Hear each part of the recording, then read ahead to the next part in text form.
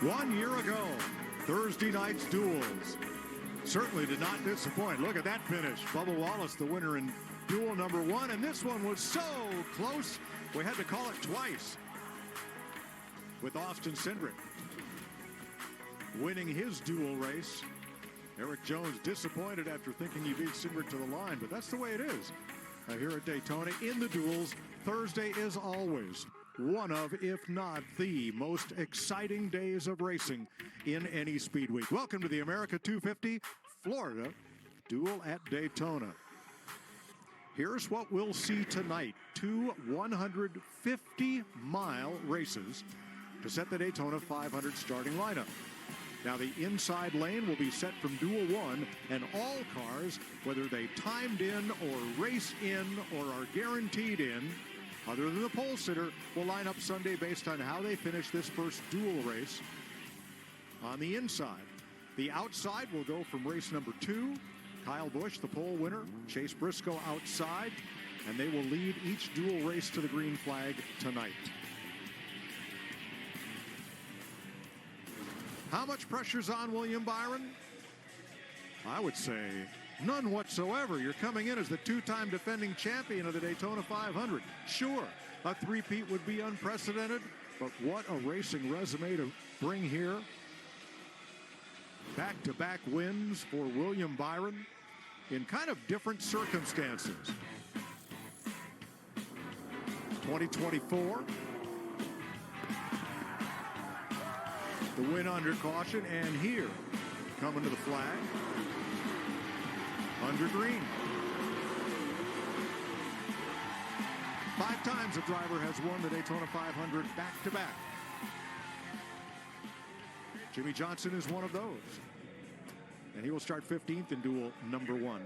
Now, Johnson is not a full-time NASCAR driver anymore. Heck, he's in the Hall of Fame. He retired once, but he's coming back to drive for his team, Legacy Motor Club, and drive in select races. So he's guaranteed into the 500 and won't be racing for a spot.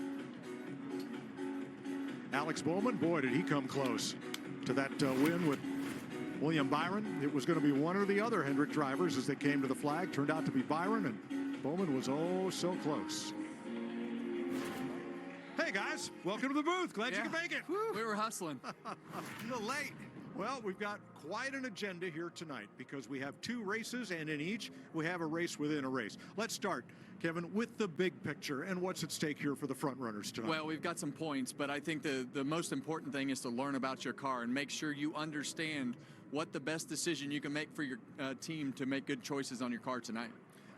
Go ahead. Well, go ahead and tell me about the drivers who are in this desperate hour right now. And it is, man. You want to talk about a pressure cooker. It is go or go home time for these guys. There's 3 guys in, and only one of them's going to the show. The rest of them, the other 2 go to the house. So that is a massive amount of pressure on these guys. We've seen it. Do not beat yourself in this scenario. Don't go out and get caught speeding on pit road. It is simply not worth it. Be a part of that last lap. That's how you race your way in. Did you ever really learn enough on Thursday night to be comfortable for Sunday? Never, because the weather is always so different. And I think tonight it's very cool. It's very windy outside. You're probably going to race in the sun, and the pack's going to be twice as big. But you want to win. You want to get the speed week started off right, and you want to learn as much as you can. Or are you just happy to get through Thursday and be happy you're in the Daytona 500? A lot of different agendas, but I want to get out there and listen to my spotter, get in sync, and get this thing to the front. All right, enough preamble, enough pre-race. It's time to get this party started in Daytona. Thursday night, under the lights, 2 races to set the field for the 500. Coming up right now. Let's go trackside. It's time. Daytona International Speedway, here to fire engines for duel number 1. Please welcome Florida Department of Transportation Secretary Jared Perdue, joined by the United States Air Force Thunderbirds. Drivers, start your engines!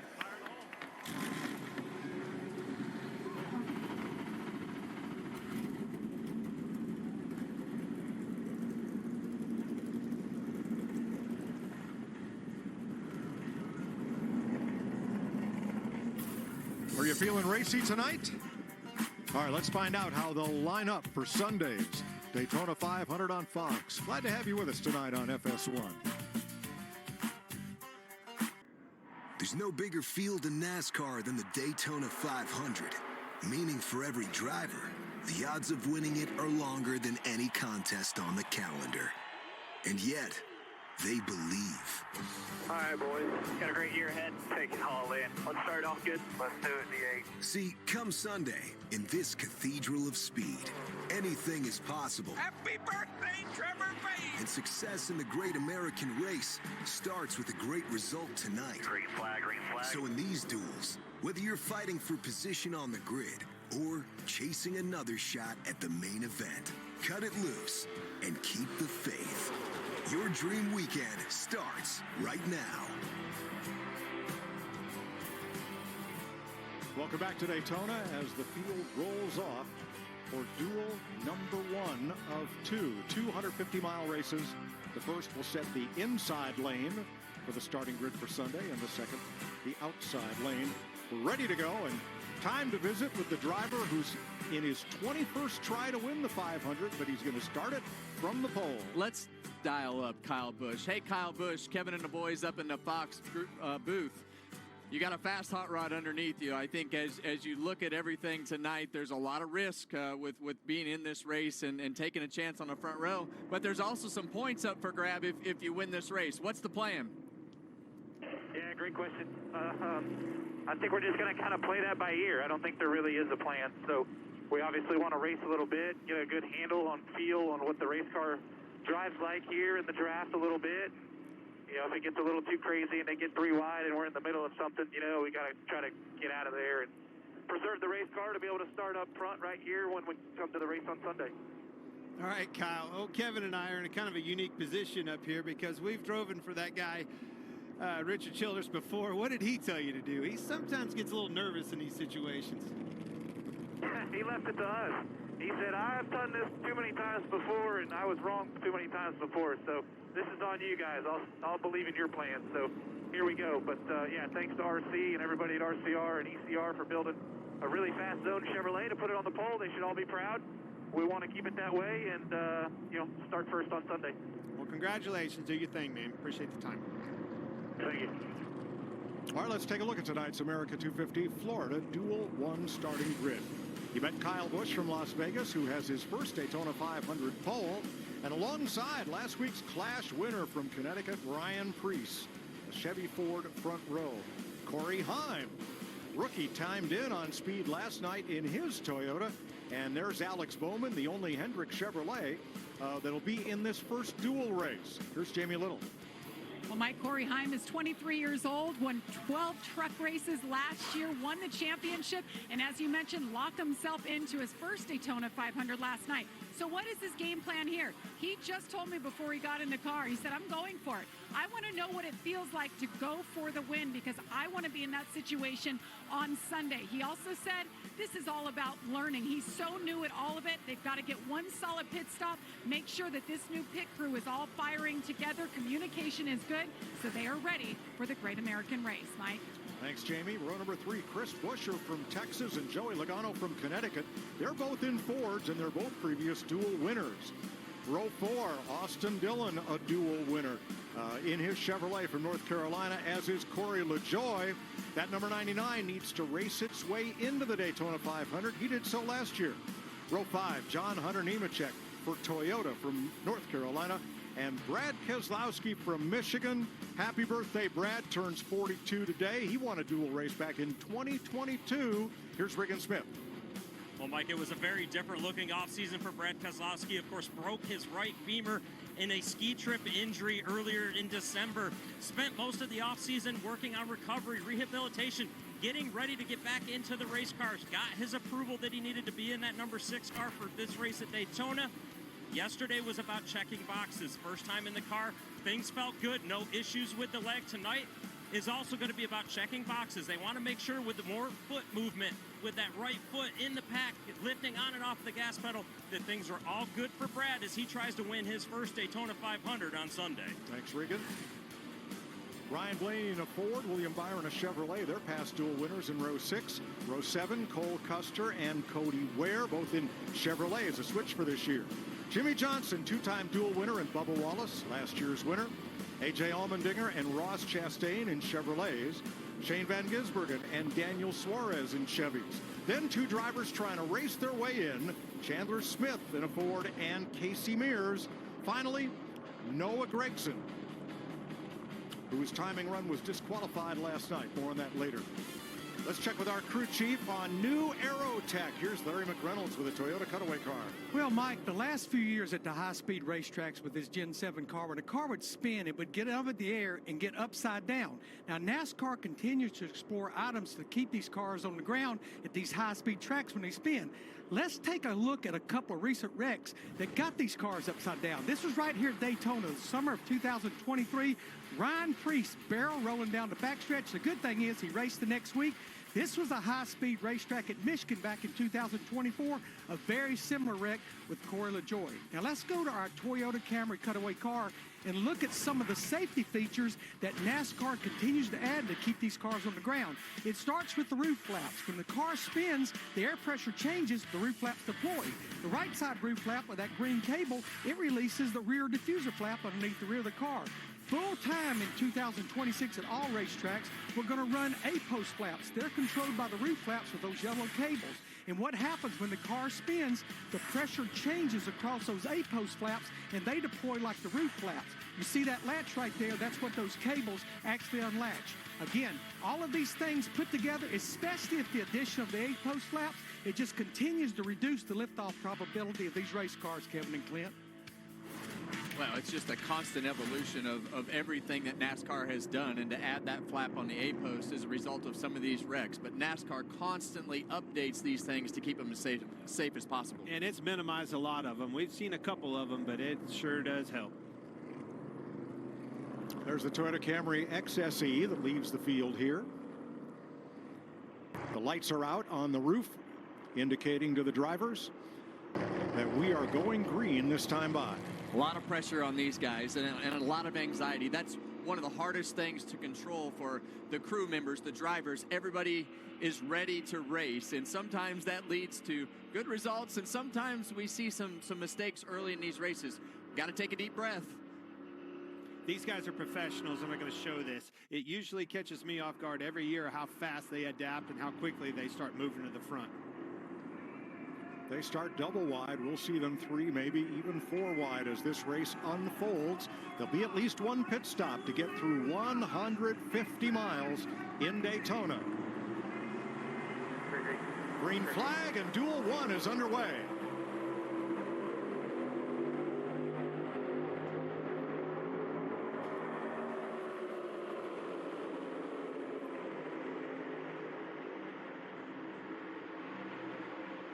And you see right off the bat, Chris Buescher up behind Joey Logano to get himself in a position. We talk about the RFK cars. We talk about Joey Logano and the Fords. It's going to be interesting to see what the plan is with each manufacturer. Every one of these manufacturers is going to have somewhat of a plan. You see Corey Heim up there. He's not somebody that they're used to racing with up in the front of these packs. So a lot of things to be learned on a whole bunch of levels. Ryan Preece on the inside, taking them off turn number 4, but Bowman comes up right behind Kyle Busch to the line, and Preece will lead lap 1. He led the last lap at the season exhibition race at Bowman Gray Stadium. I'm glad you brought up Heim too, Kevin. These guys don't know him either. They want to learn that trust, and he needs to earn that trust, and this is a good opportunity to do just that. Well, and he doesn't know either, right? We talked about how fast his car is, and he wants to get in there and mix it up because he knows this is a great opportunity for him to learn at the front of this field. So really a lot of lessons will start to unfold as we get closer and closer to the end of this race, but you got to try to keep yourself positioned up at the front of this pack to have a chance to win. Heim will run his first of 12 Cup races this year on Sunday in the 500. He's the reigning Truck Series champion, but without a full-time ride in any of NASCAR's 3 National Series this year. Preece on the inside, Busch on the outside. Preece in purple, Busch in green. Heim on the inside of row 2 with Bowman. Everybody pretty much marking time right now, right in the positions where they started. Noah Gregson started last, trying to avenge a mistake he made last night in qualifying when he failed to keep his eyes on the road and his hands on the wheel, as the Doors sang back in 1970, and got penalized for it. So he had to start last. He'll find his way up at least to mid-pack, maybe more, that number 4.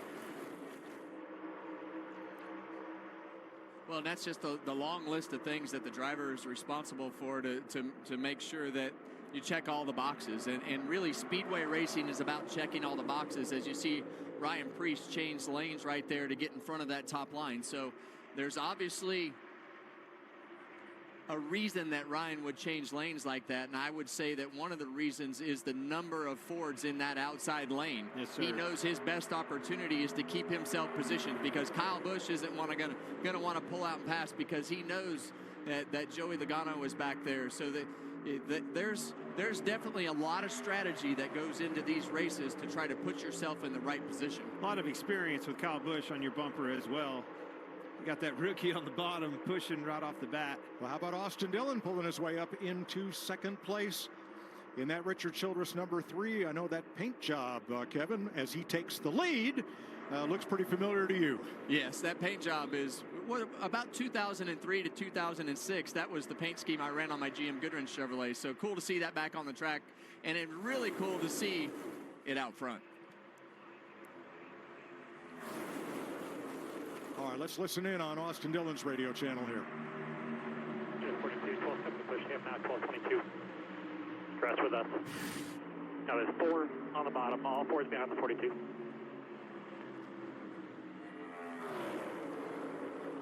John Hunter Nemechek to the front, and the Fords lining up behind him, 2 of them anyway. Said it right there. I watched Logano move down on the bumper. They kind of got stacked up getting into one with Heim on that outside. Logano pulled right down there to the bumper of his teammate Blaney. Keep an eye on those 2 cars. Now, you might think the 41 would be with them because Cole Custer was in a Ford last year. That team has now switched to Chevrolet for Haas Factory Racing. So on the inside, Toyota, Ford, Chevy. Now this is where I'm interested to keep an eye on Kyle Busch, your pole sitter, if that thing doesn't get tore up tonight, Kevin. Well, he's got himself shuffled back there to 7th or 8th place, and now this is when it gets exactly what he talked about in our pre-race interview. I don't want to be 3 wide. So right now, as he's starting to shuffle his way to the back of the field, that's when the anxiety starts to go up for our Daytona 500 pole sitter. Now I want to get to the bottom right there and probably get myself out of this scenario. Still getting a good feel for his car and dirty air and things like that. He wanted to hear that, check that box, and that's what he's doing. Now look at that 99 Corey LaJoie just ahead of Brad Keselowski. He has teammates in this race, and he is bracketed by them right now. Chris Buescher in front in the 17, and then Brad Keselowski in the 6 right behind. So he's in a great place. He's in the rocking chair, and if he can ride between those 2 other RFK Fords, he'll be in the 500, Regan. Well, Mike, I asked all these teams about that specifically earlier today. Would you help the 99 at all, or would you just let him do his own thing? And they all said our best plan of attack is to get all 4 Roush Fenway Keselowski Fords lined up in the front of the pack, and we think we can control the race if we do that.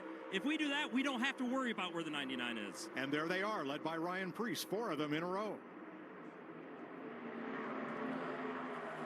When the pack is smaller like this and you have the numbers like that in the field, you can be very aggressive with those types of plans because the energy of the pack is not as great as it will be on Sunday.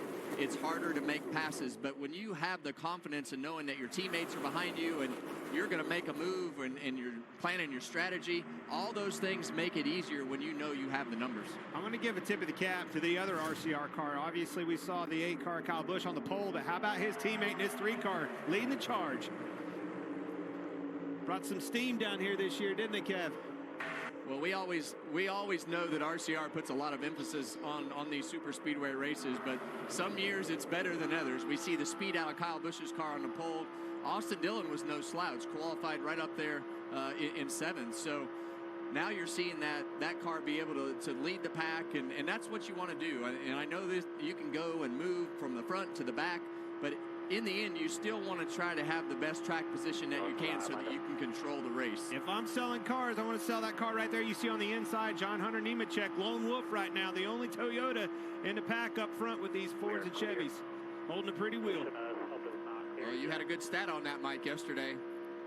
Yeah, of all the drivers in this field, many would be surprised to learn that Nemechek has the best average finish of all the drivers in this field that have started, what, 3 or more Daytona 500s.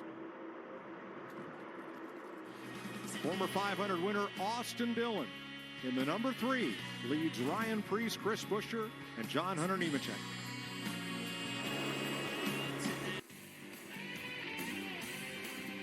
Welcome back to the America 250 Florida Duel at Daytona. Here's your aerial coverage brought to you by Goodyear. Tried, tested, proven, legendary.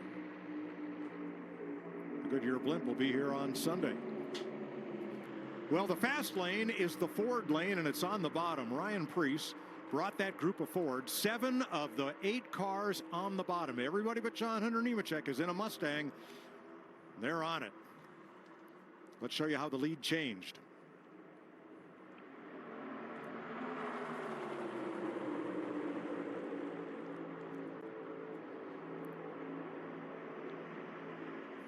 Yeah, you see right there, they just decided that it was time to go, and Austin Dillon was the guy that was hung out to dry. And we talked about them being able to take control of this race by numbers, and they have absolutely done that. And the only guy that's in that train, right, that Ford train right there on the bottom of the racetrack is John Hunter Nemechek. And right now he knows that he's at the mercy of everybody behind him, but he doesn't want to move. He knows that he's in a spot that is in contention at the front of the racetrack. He just knows that he's at the mercy of what they decide to do. We also know that the strength obviously is in the numbers, goes to the Chevrolets right here. We just need to find each other and work together, and you start seeing that formation on this outside. Let's see if they can make some hay and run them down.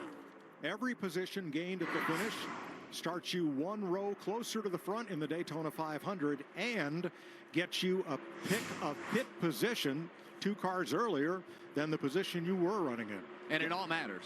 You want to have the best of everything. If you're not torn up and you think your car is decent, you want to be greedy at this point, because that's what you're here to do. You're here to win the race on Sunday. So take every spot that you can get, and it all starts every single lap that we click off by putting yourself in a spot that is better than what it was the lap before, and trying to be in contention to win at the end. Now your open teams trying to race their way in. Corey LaJoie in 3rd in that Ford draft. Chandler Smith back in 14th. Casey Mears 16th. Mears trying to make it to 500 career starts in NASCAR's top 3 series, and he's just a handful away, but got a tall order ahead of him tonight. Mears in the 66. Chandler Smith out of the Truck Series in the 36, just ahead of him, but a ways to go to catch up to Corey LaJoie, and you'll see their names in yellow on our scoring pylon to help keep track of them.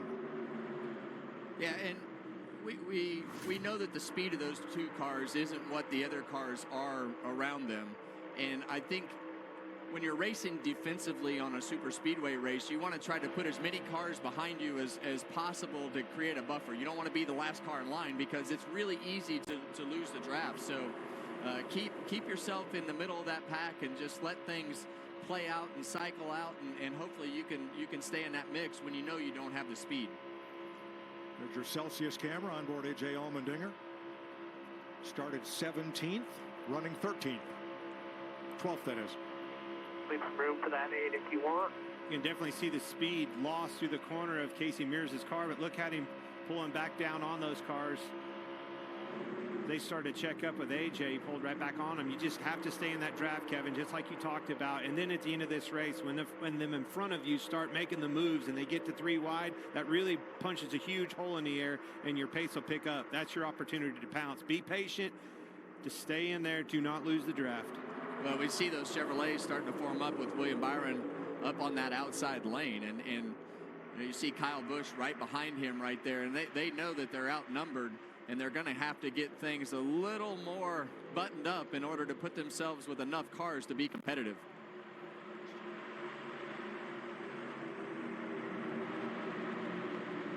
Watch Ryan Blaney in the 12 here. Ooh. Got a hold of him in the bad part of the corner as they were entering the corner. The 12 car looked a little light on its feet, got loose, and then right as he did, the 22 got on his left bumper right there. Boy, you heard him clear up out of the gas. That was a close one, folks. Yeah, and I think that as fast as Joey Logano caught him, it makes it seem like Ryan might have just breathed out of the throttle a little bit right there to check up, because he caught him really quick right there in a really bad spot. That could have been bad news. Right in the lap of Kyle Busch, too. Larry Mack, let's talk a little about positioning. If you're in the middle of this pack, you may not be burning as much fuel as the cars right up front, but can you save enough to make a meaningful difference on your one fuel stop for gas only? Well, and we call it fuel saving, Mike, and yes, that's what it is, but it's not to be able to go a longer distance. It's about shortening up that pit stop. We ran some numbers earlier this week, and if you're running 90 to 100% throttle, that's about 5 to 5 miles per gallon. If you're doing about 50 to 60%, that increases to almost 7 miles per gallon. That means you can run about 8 to 10 more laps than anybody else. But the biggest thing, it's going to shorten your pit stop up by over 2 seconds. That's what you do. You're saving fuel, but it's to shorten the stop up. And if that stop happens under green, that is a huge savings. Ryan Preece has led 13 of 16 laps in duel number 1. From Chris Buescher, Corey LaJoie, Brad Keselowski, and John Hunter Nemechek.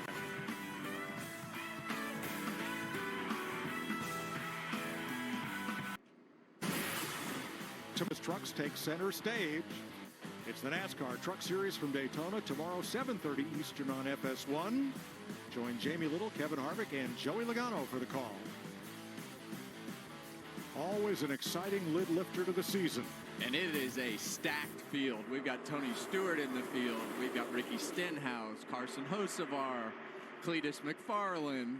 And all the Truck Series regulars. And all the regulars. It's going to be a heck of a race. And a new manufacturer, Ram. Yeah, it's really interesting to see a new manufacturer come back in and the enthusiasm that it brings with it. So we're excited about tomorrow as we ride on board the Busch Light Camera with Ross Chastain. Ross is in 14th. Everything's pretty tame right now. These guys are just trying to get themselves in the position that they think they want to be in the pack, try to put themselves around the right cars, and get ready to make that pit stop that we know they're going to have to make. So the positioning of the Fords up front has kind of changed the complexion of what everybody else is thinking, and I think a lot of them are like, okay, we got to get to that point, and then it's really going to be when the race starts. All right, we listened in on the race leader's strategy. Here's number 60. 1799 and 6. Everybody in line right now on the bottom. Yep, you just got to tell me when to merge up so I don't screw the fourth car in line. Yep, 10-4. It is 1799, 6, 42, and then the 12 and 22. You guys are all clear. You guys are all clear. And right now, what Ryan Preece is talking about is tell him when to merge up so that fourth car in line can be the first one to block the lane that they want to be in.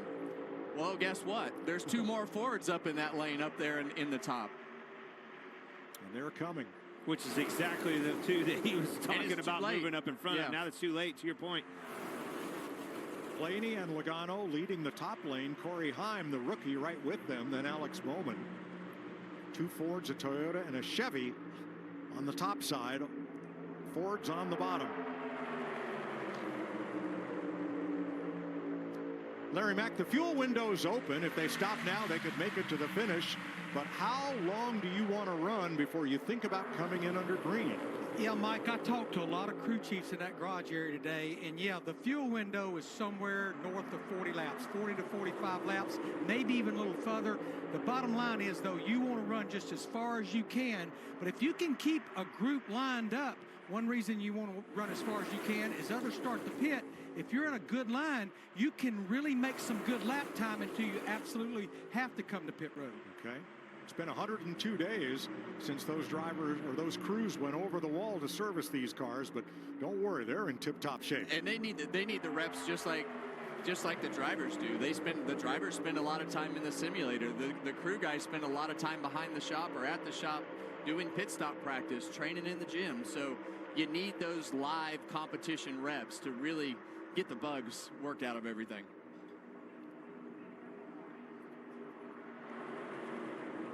27 laps complete. Let's take a look at the Xfinity fastest lap so far. Ryan Preece, 190.69 miles per hour, 47.20 seconds. Brad Kay and Casey Mears. That would be a PR lap. Mears in the draft, trying to work his way toward the front and qualify for the 500. He's back in 21st. Jamie? John Hunter Nemechek right now in 8th, led 3 laps earlier. What a day he has had. He flew with the Thunderbirds earlier today. When he got done with that, went over to the Craftsman Truck Series garage where he hopped aboard for practice. He's one of those in that stacked field for tomorrow night. Right now, just telling his team he's trying to go somewhere, but he just can't. He doesn't have many friends. There's only 3 other Toyotas in the field, so he's riding. I noticed a big difference in his driving last year about Sonoma time. And I talked to Jimmy Johnson, his car owner, and I said, what has been the difference? Because his finishing rate's improving, his running position's improving. What did you do? He said, we kind of slowed him down. We asked him to be not quite so aggressive, to take his time, think it through, plan those moves, and it's paid off. Battling here for 5th place as Ryan Preece leads duel number 1 after 28 laps. Welcome back to the America 250 Florida Duel at Daytona. Race number 1, Ryan Preece has now been out in front for 26 laps of the 32 so far, but my eye is on Chandler Smith in 7th place. That number 36 is trying to race its way into the Daytona 500. To do it, he's going to have to get past Corey LaJoie. He started way in the back. He's gained 14 spots.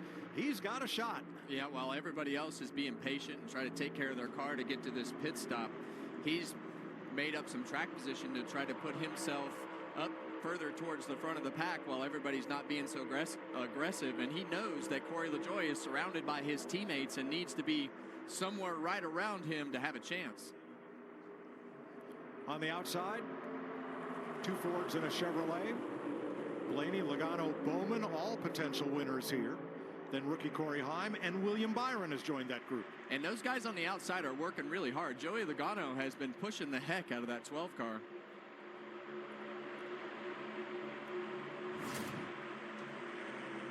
You see him right here. He gets that run up on the back of the 12 again, but that hood on that 12 car or the 22 car, Clint. Well, it just shows you the power that he's able to push in that car. We've seen that before, but I tell you, I've been riding along with Ryan Blaney. And the flip side of this conversation, you ought to see his eyes inside this car. Let's see if we can get that.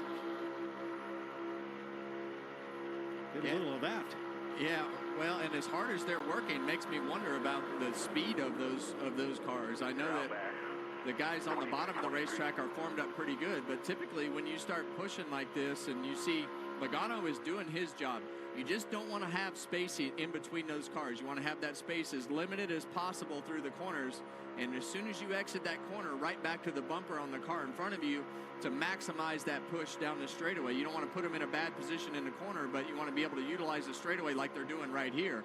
So those Penske Fords are working as hard as they can to hold pace with the 4 RFK Fords lined up out front. Here it is. Watch Ryan Blaney as you're riding along inside that car. Watch his eyes as that 22 gets to him. He'll hear that spotter tell him, here he comes, big push, and he gets pretty nervous. His eyes get a little bigger. Well, and Kyle Busch, you see our pole sitter of the Daytona 500 right there in the 8 car, now pulled up in front of Ryan Blaney. He wasn't going anywhere on the bottom lane because he knows those RFK team cars aren't going to leave each other hanging this early in the race. So when you have somebody that's lined up and see him coming on the outside, the best thing to do is move up in front of him and try to be the leader of that line. I agree. Good move by Busch, and it's probably unexpected if you're Blaney. Thinking, yeah, me and my teammate are doing just fine out here on the outside. Oh, what's he doing? Now I got to push him past the other Fords. I'm in trouble. Well, let's not forget about that Chevrolet body change and the different shapes of those front and back bumpers. Not only are the teams that run Chevrolets learning about their cars, but the other competitors. Ryan Blaney right now is trying to understand exactly how I can push this Chevy, because in the past it hasn't been great to push all over the place, might spin him out. So he's going to take this opportunity give them a little bump here, give them a little bump there, and eventually that becomes more and more aggressive as you get more comfortable. Or get a gap, right? What you see here, and as my teammate, comes to my bumper, push me on by him and make a move. But I don't think that'll happen because there's only 2 of those Fords now on that outside. And now Bubba Wallace, even behind Logano, may or may not go with him. So kind of put yourself in a situation where we're just going to ride right here. Won't be long till we're talking about pits. That's when I start thinking about Chandler Smith. I heard you talk about that, Mike.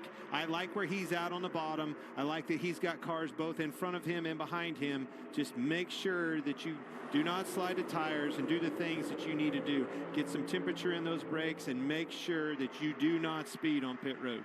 Now, what we are used to seeing when we have green flag pit stops in the dual race is the manufacturers will want to pit each of their cars together, but not with the opposing manufacturers. Well, crew chief, what are you thinking, buddy? Well, business has picked up. The entire field here at lap 36 and 37 just ran their fastest lap, and the wide open throttle reflects it. Those Fords at the front, they are wide open all the way around this racetrack right now. I just saw Logano try to make his move to the bottom, and he was trying to let Blaney in, but Blaney didn't go. Well, the whole complexion of this race just changed. When Larry said that they picked up that lap time, the whole pack closed up. They went 3 wide. The lap times picked up, and now we know that the business is for real, trying to get yourself positioned to be further forward for this pit stop, and the games are over. Blaney's the one that missed the train. Chandler Smith on the inside of Blaney now. No chatter on the radio yet as to which manufacturer will try to pit their cars first. You see Mears back there. He's one of those go or go home cars moving to the bottom. Try to catch up to those cars, get as many behind you as you possibly can. We saw in practice there was very few cars, maybe half the field, that practiced getting onto pit road. We saw a couple cars not practice. We saw a couple cars going slow around the apron of the racetrack, trying to take care of the bottom of the race car. But my point is, we're gonna have to make a green flag pit stop, it looks like right here, and we're gonna have to get all that we can getting to pit road, not sliding the tires like Clint talked about, not speeding down pit road, but we haven't done it yet. No. And this is going to be that first live rep under competition to getting on pit road and doing all those things. Cars to the outside. Logano jumps out. Kyle Busch had a thought. They're side by side. That creates a little space for the front 5. It sure did. I don't know if that was Logano coming back to help Blaney. Blaney was that odd man out of the Ford camp getting down to the bottom. In fact, they're going to run another lap. 40 complete this time by 20 to go. The 4 RFK Fords obviously will put pit together.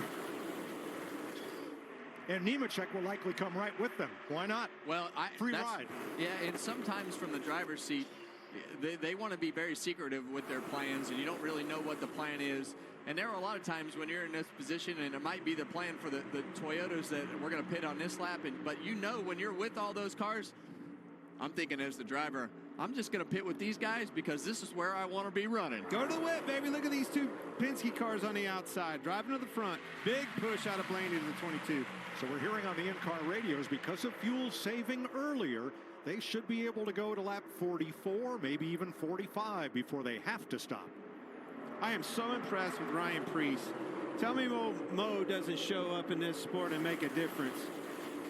There is nothing better than momentum. Nope. When you have the momentum on your side, it seems like the luck is on your side.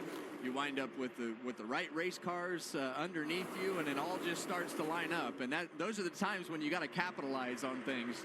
And right now, Ryan Preece, he's had a great week, winning in his modified, winning at the Clash last week, leading the qualifying race, got some speed in that car.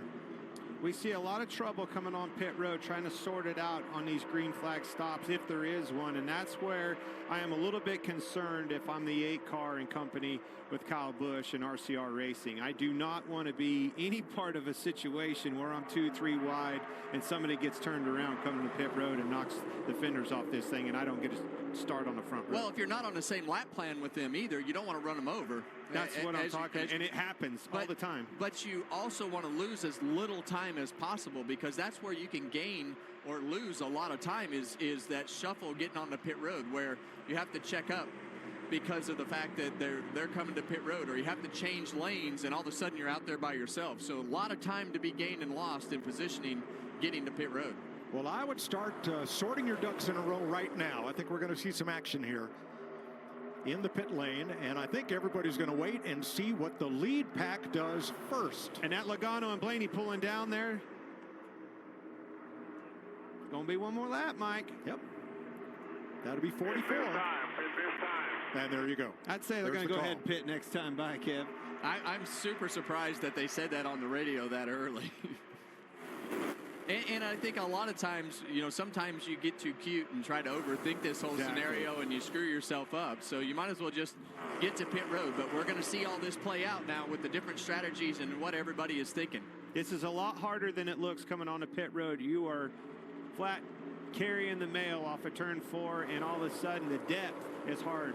It's that line is your depth meter, and it's really hard to judge the distance and how hard you can charge into the pit road. All right, if you're Nemechek and Busch 5th and 6th, do you pit with these Fords or do you wait and pit with the Chevrolets? Wait a minute. Or Toyotas? I don't know who said pit this time, but he was lying. You were right, Kevin. Well, you just, the games that are played up on top of that spotter's booth and over the radio and things like that, but you see that gap that it created, and I think some of that is probably John Hunter Nemechek thinking to himself, okay, I need to keep myself back a little bit, because when those guys slow down, I need to give them time to get below the yellow line so I don't have to check out. You see these hands right here? Look for those hands coming out. That tells me we are definitely coming.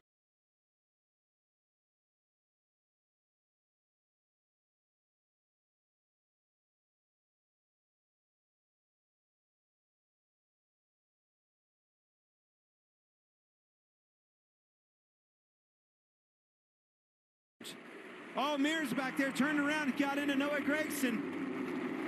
This could be a caution right here. You're right here looking left. Well, let's see if they get away. Nobody behind them on the racetrack. So plenty of time for them to get clear, and we could stay green. Doesn't look the best. Cole Custer is the leader from Bowman, Dillon, Byron, and Wallace. They're stuck down here, guys. And caution is waved. There it is. Well, and what that does is it allows the guys that are on pit road to be guaranteed that they're going to be at the front of the pack. And you see Noah backing up right there. And that's just a mistake on Casey Mears' part. And that's not being in the cars all the time and being able to get to pit road and just got in there with too much speed. And he's got at least a flat right front, trying to spin that thing out of the grass. And we are under caution. Noah Gragson made it to pit road, did not stop in his pit, and drove through so he could stay on the lead lap. Tough break for Gragson, but kind of self-inflicted. Goes back to that problem last night. There's the race off pit road. Priest had a bad pit stop. Looks like Buescher to the point. You can see Priest clear back here in the back right here. Yeah, Buescher, Logano, Keselowski as they come off pit road. They won't be the leaders right now, but when the other cars pit under caution, they will cycle to the front. Well, it takes all the suspense out of when the cars had pitted on pit road in the merge of who had the best strategy, who got connected the best. These guys have just guaranteed themselves that they're going to be in this order and the leader of the pack. Regan, what happened on Ryan Preece's stop? Well, guys, just to update, the stop was good. It was clean. It's exactly what they wanted to have happen, but he needed 4 seconds of fuel. I believe that was a little bit more than some of the other cars needed. And when we're talking half to tenths of seconds, that's all it takes to lose those positions right there. Well, sure, he ran 38 laps in front of the field, so he is going to burn more fuel than anybody else. Let's watch coming to pit road. Keep an eye on Mears right back here. Casey Mears, Noah Gragson. Yeah, just got in there too hot, locked the brakes up, tried to avoid the 4 car, lost control of the back, and that's where the contact came from. But that's purely just from the inexperience of doing this every week. There you see the race off. Priest was way late leaving the box. Through nobody's fault, just having to take on more fuel than the others. That's the price you pay for leading. They'll sort out Logano and Buescher here at the exit line to pit road. And pit road is open for everybody who did not stop under green. or anybody who wants to come back in. Cole Custer, Bowman, Dillon, Byron.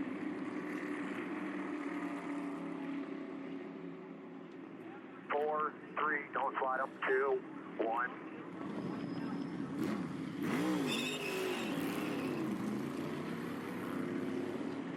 Time stops for fuel. No tire changes. Holster, Kyle Busch.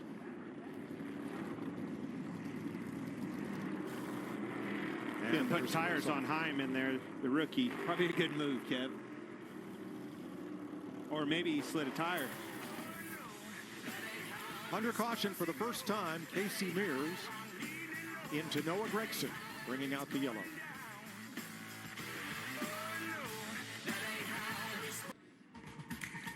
Saturday, the ACC and Big Ten collide in prime time for the inaugural Nashville Hoop Showdown. Number 15 Virginia takes on Ohio State. Saturday, 8 Eastern on Fox.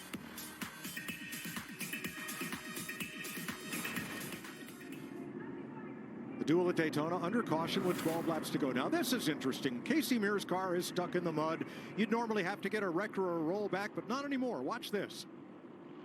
Up we go. That's cool. First time I've seen that. Yeah, it's the Baja kit. Yes. Well, we had so many problems with cautions coming out with cars getting stuck on the racetrack, so NASCAR and everybody created this lift kit to be able to get them off the ground and get them back to the pits. Only 12 to go right here. Coming to the green, fellas. Bubba Wallace, last year's winner of this race, in 12th place right now. Everybody's made their one pit stop. The only car we saw take tires was Corey Heim, the 67. Look at this. Or 6-7, Kevin, if you will. 6-7, Kevin, that rhymes. Here we go. Teammates on the inside, teammates on the outside. Well, it's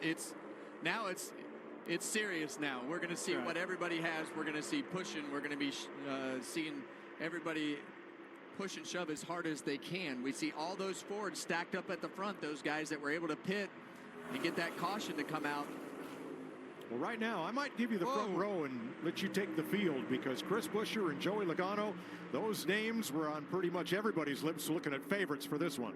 Well, you see right there, Chandler Smith, he's being aggressive going to the middle of the pack. Gets to the inside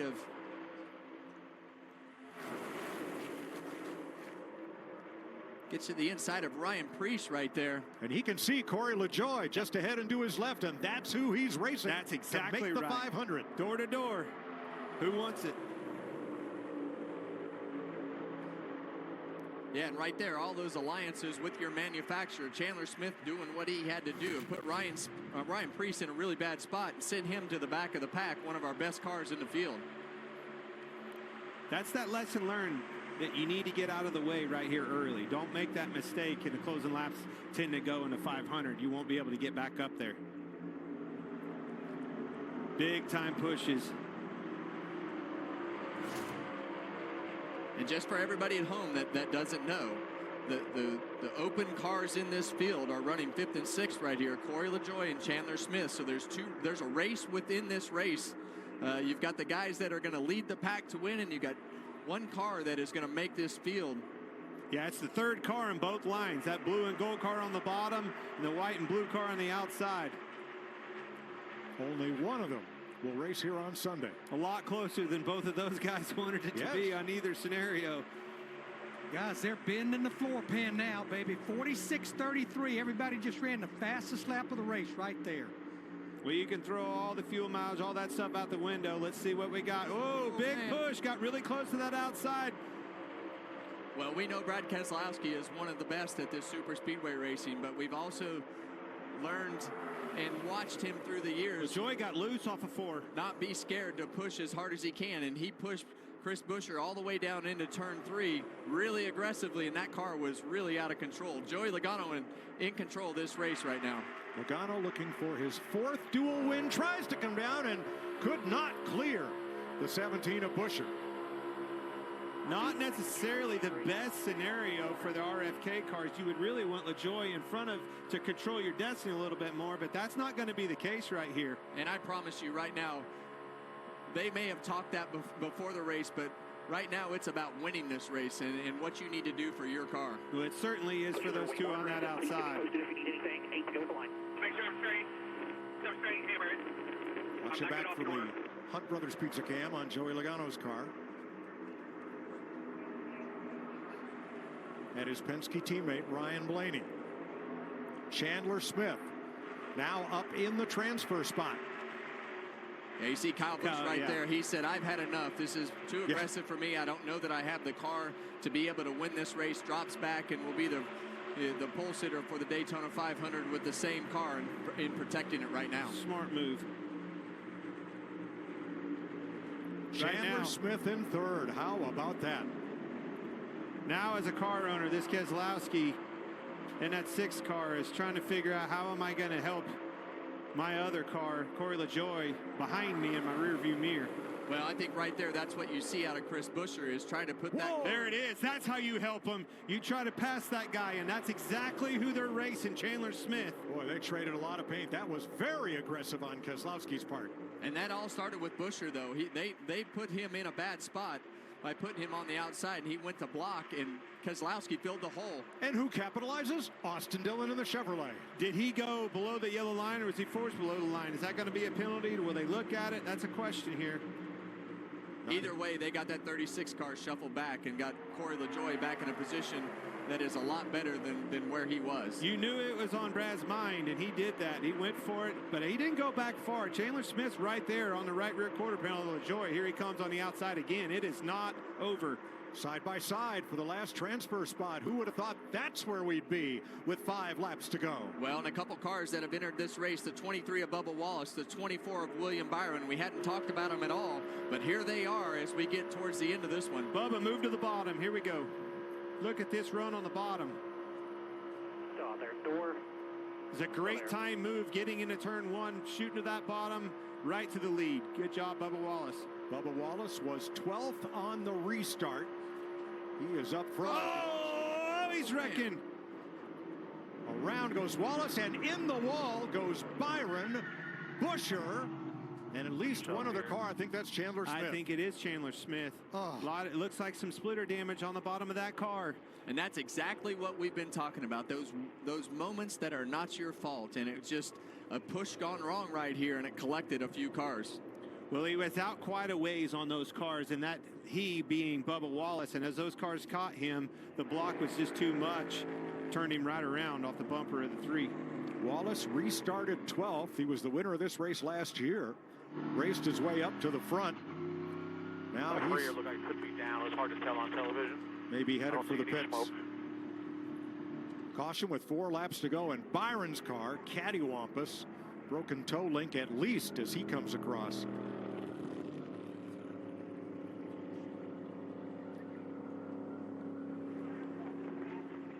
Chris Buescher talking with the AMR safety team.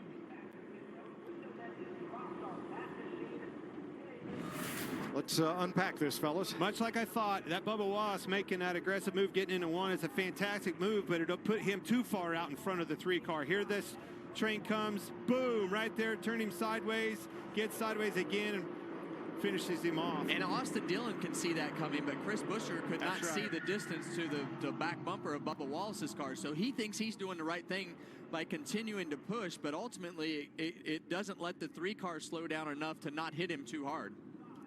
Whoa, look at Corey LaJoie on that bottom, and unfortunately right in the lap of Chandler Smith on that outside. Not as bad as it could have been, but that's a lot of front end damage, particularly down on the front of the splitter. Look at this ride. Woohoo, hold on to it. It's one too many times. There's the flaps, saving it, saving that car. Those came up, kept it right on there. There it is. That new A-pillar flap to keep those cars on the ground, and did its job. I love that kind of stuff. Fantastic. Save that car. Oh, that's a terrible feeling right in front of the pack, isn't it, Kev? Well, look at that thing come up and set right back down. The good news for Bubba Wallace is he's just going to spin out right here. He's not going to have all that contact like you see all those guys up next to the wall are right there. So you just got to put some new tires on that one. William Byron, Chris Buescher, Chandler Smith, not so fortunate in this second caution flag of duel number 1.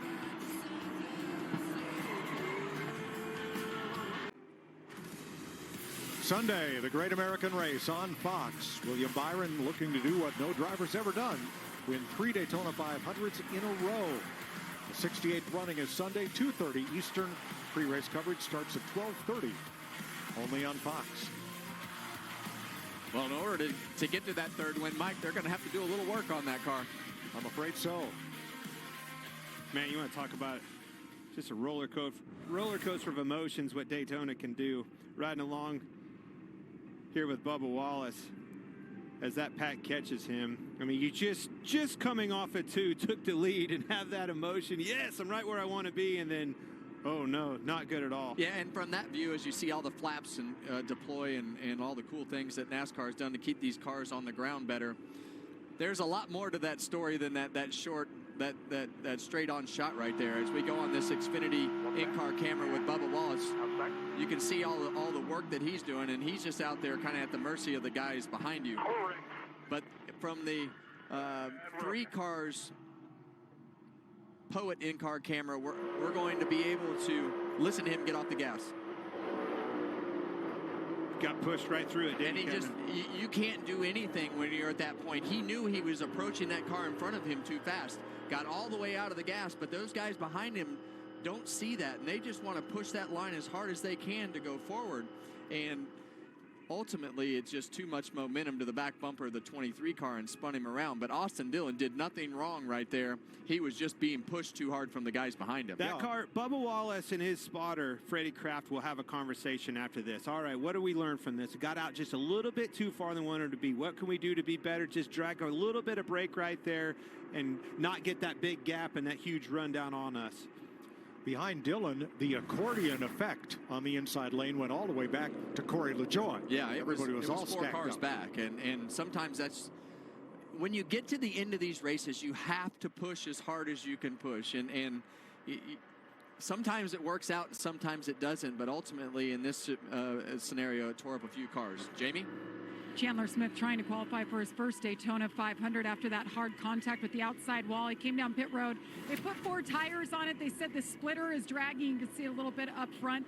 They're pretty confident there's no tire rub, but Chandler just told him on the radio it actually feels pretty good. So let's see what he can do coming from the back here. It can still happen, Kevin. We've seen it before.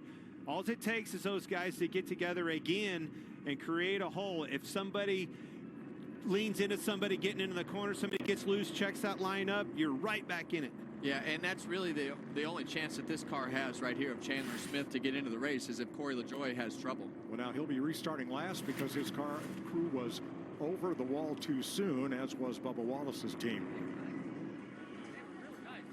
Casey Mears is still in the race, but obviously he sat there spinning donuts in the infield, lost a few laps. So we'll go to overtime for the first time this year, 2-lap shootout. If the leader takes the white flag under the green, the next flag will end the race. If we have a caution before the leader takes the white flag, we'll have a restart.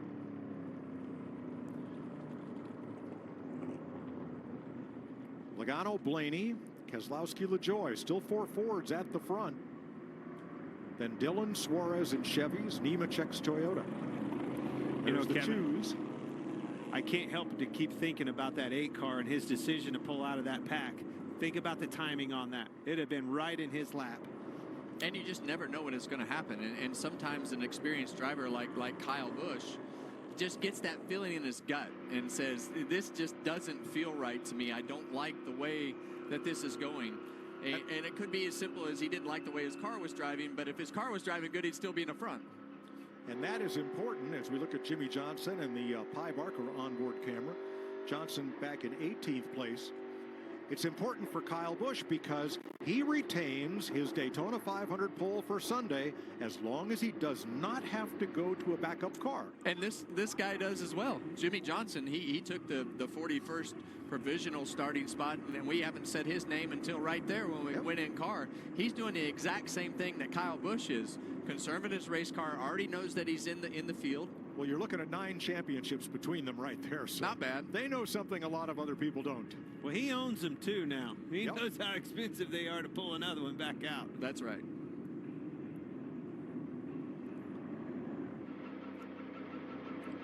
So Corey LaJoie in the catbird seat as far as racing into the field, but Casey Mears and Chandler Smith are still in it. There is LaJoie. Start on the inside of Ryan Blaney. His teammate Chris Buescher checked at the infield care center and released after that crash at lap 56. All right, coming to Credit One Bank overtime. Green-white checker to decide this first duel.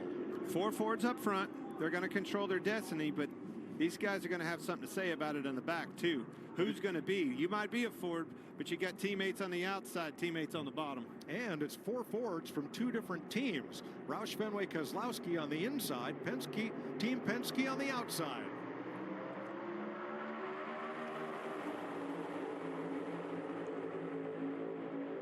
You see Ryan Blaney and Joey Logano get connected really well. The bottom did good for a little bit, and Corey LaJoie came disconnected, but they've since have a little bit of space on the top. You see Logano right there. Looked like he drug some brakes trying to get himself back to Ryan Blaney. And look what it did. Look at that power surge down the backstretch. Boy, those RFK Fords have speed. They're going to be tough to deal with on Sunday. Well, we've seen Corey LaJoie do this before. We've seen Brad Keselowski have so many moments where he's controlled the race from the front like this. And not only is he an aggressive pusher, but he's also an aggressive blocker.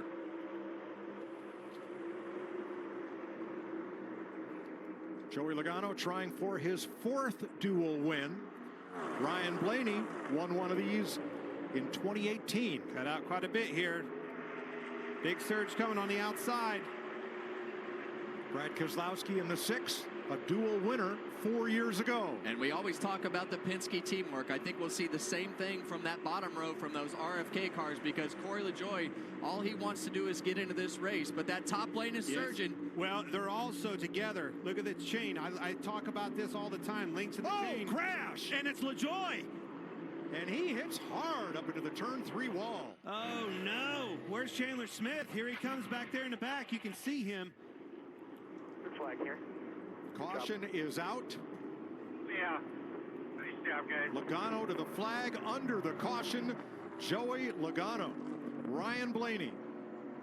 And we'll have to wait and see on the race-in driver. Keep an eye on this, guys. Because that caution flag would end the race.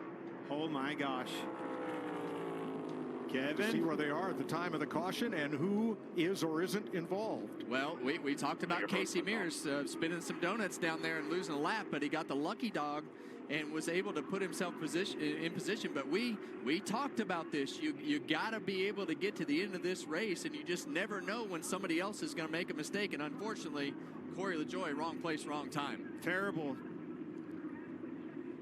Not at all what he was looking for, but it might be just what the doctor ordered for Casey Mears. Let's go back. We're going to make sure on this. It's not official yet. But right now, that old pylon says Casey Mears coming from the lucky dog. Got some lucky fortune right here on the last lap.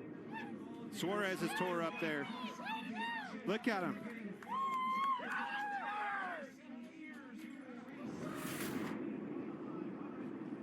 All right, watch the caution light in the lower left. Here is the moment of caution as we have it synced up on our Fox Sports video, which is unofficial.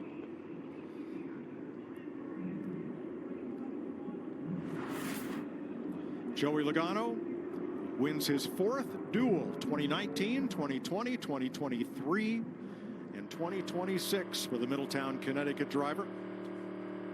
Most among active drivers. And let's see, who picked Logano in the pre-race? I don't remember. Well, Mike. if I'd been in the pre-race, maybe. That's who you were going to pick. Clint couldn't remember his pick. I picked Chris Buescher. Yep.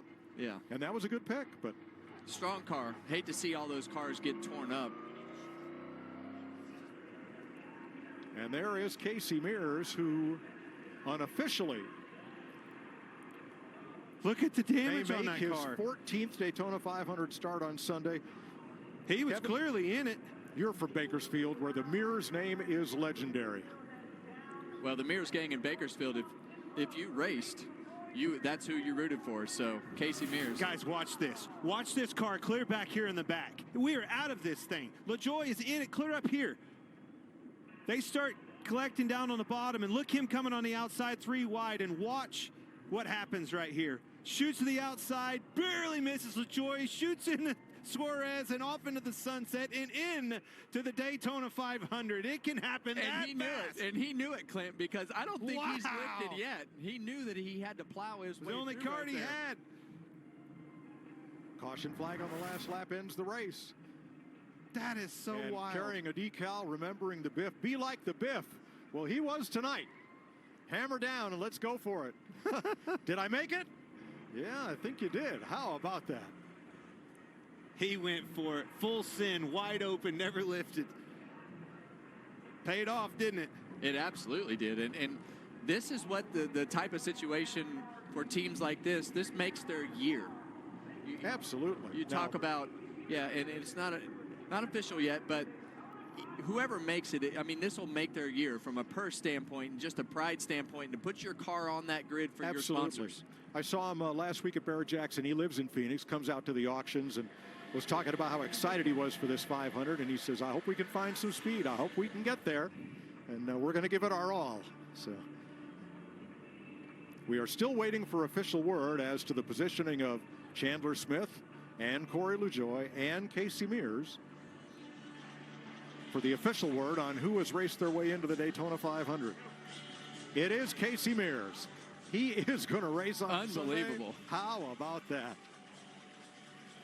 Just in the blink of an eye, that fast. And that's how it happens on these super speedways. I mean, if you're still rolling, you're still in it. And you know, Casey made a little mistake coming on the pit road under green, lost a lap down there, got the lucky dog, and threw a Hail Mary right there going through that wreck, hoping that he made it, and ultimately put himself in the Daytona 500. Absolutely crushed for Corey LaJoie.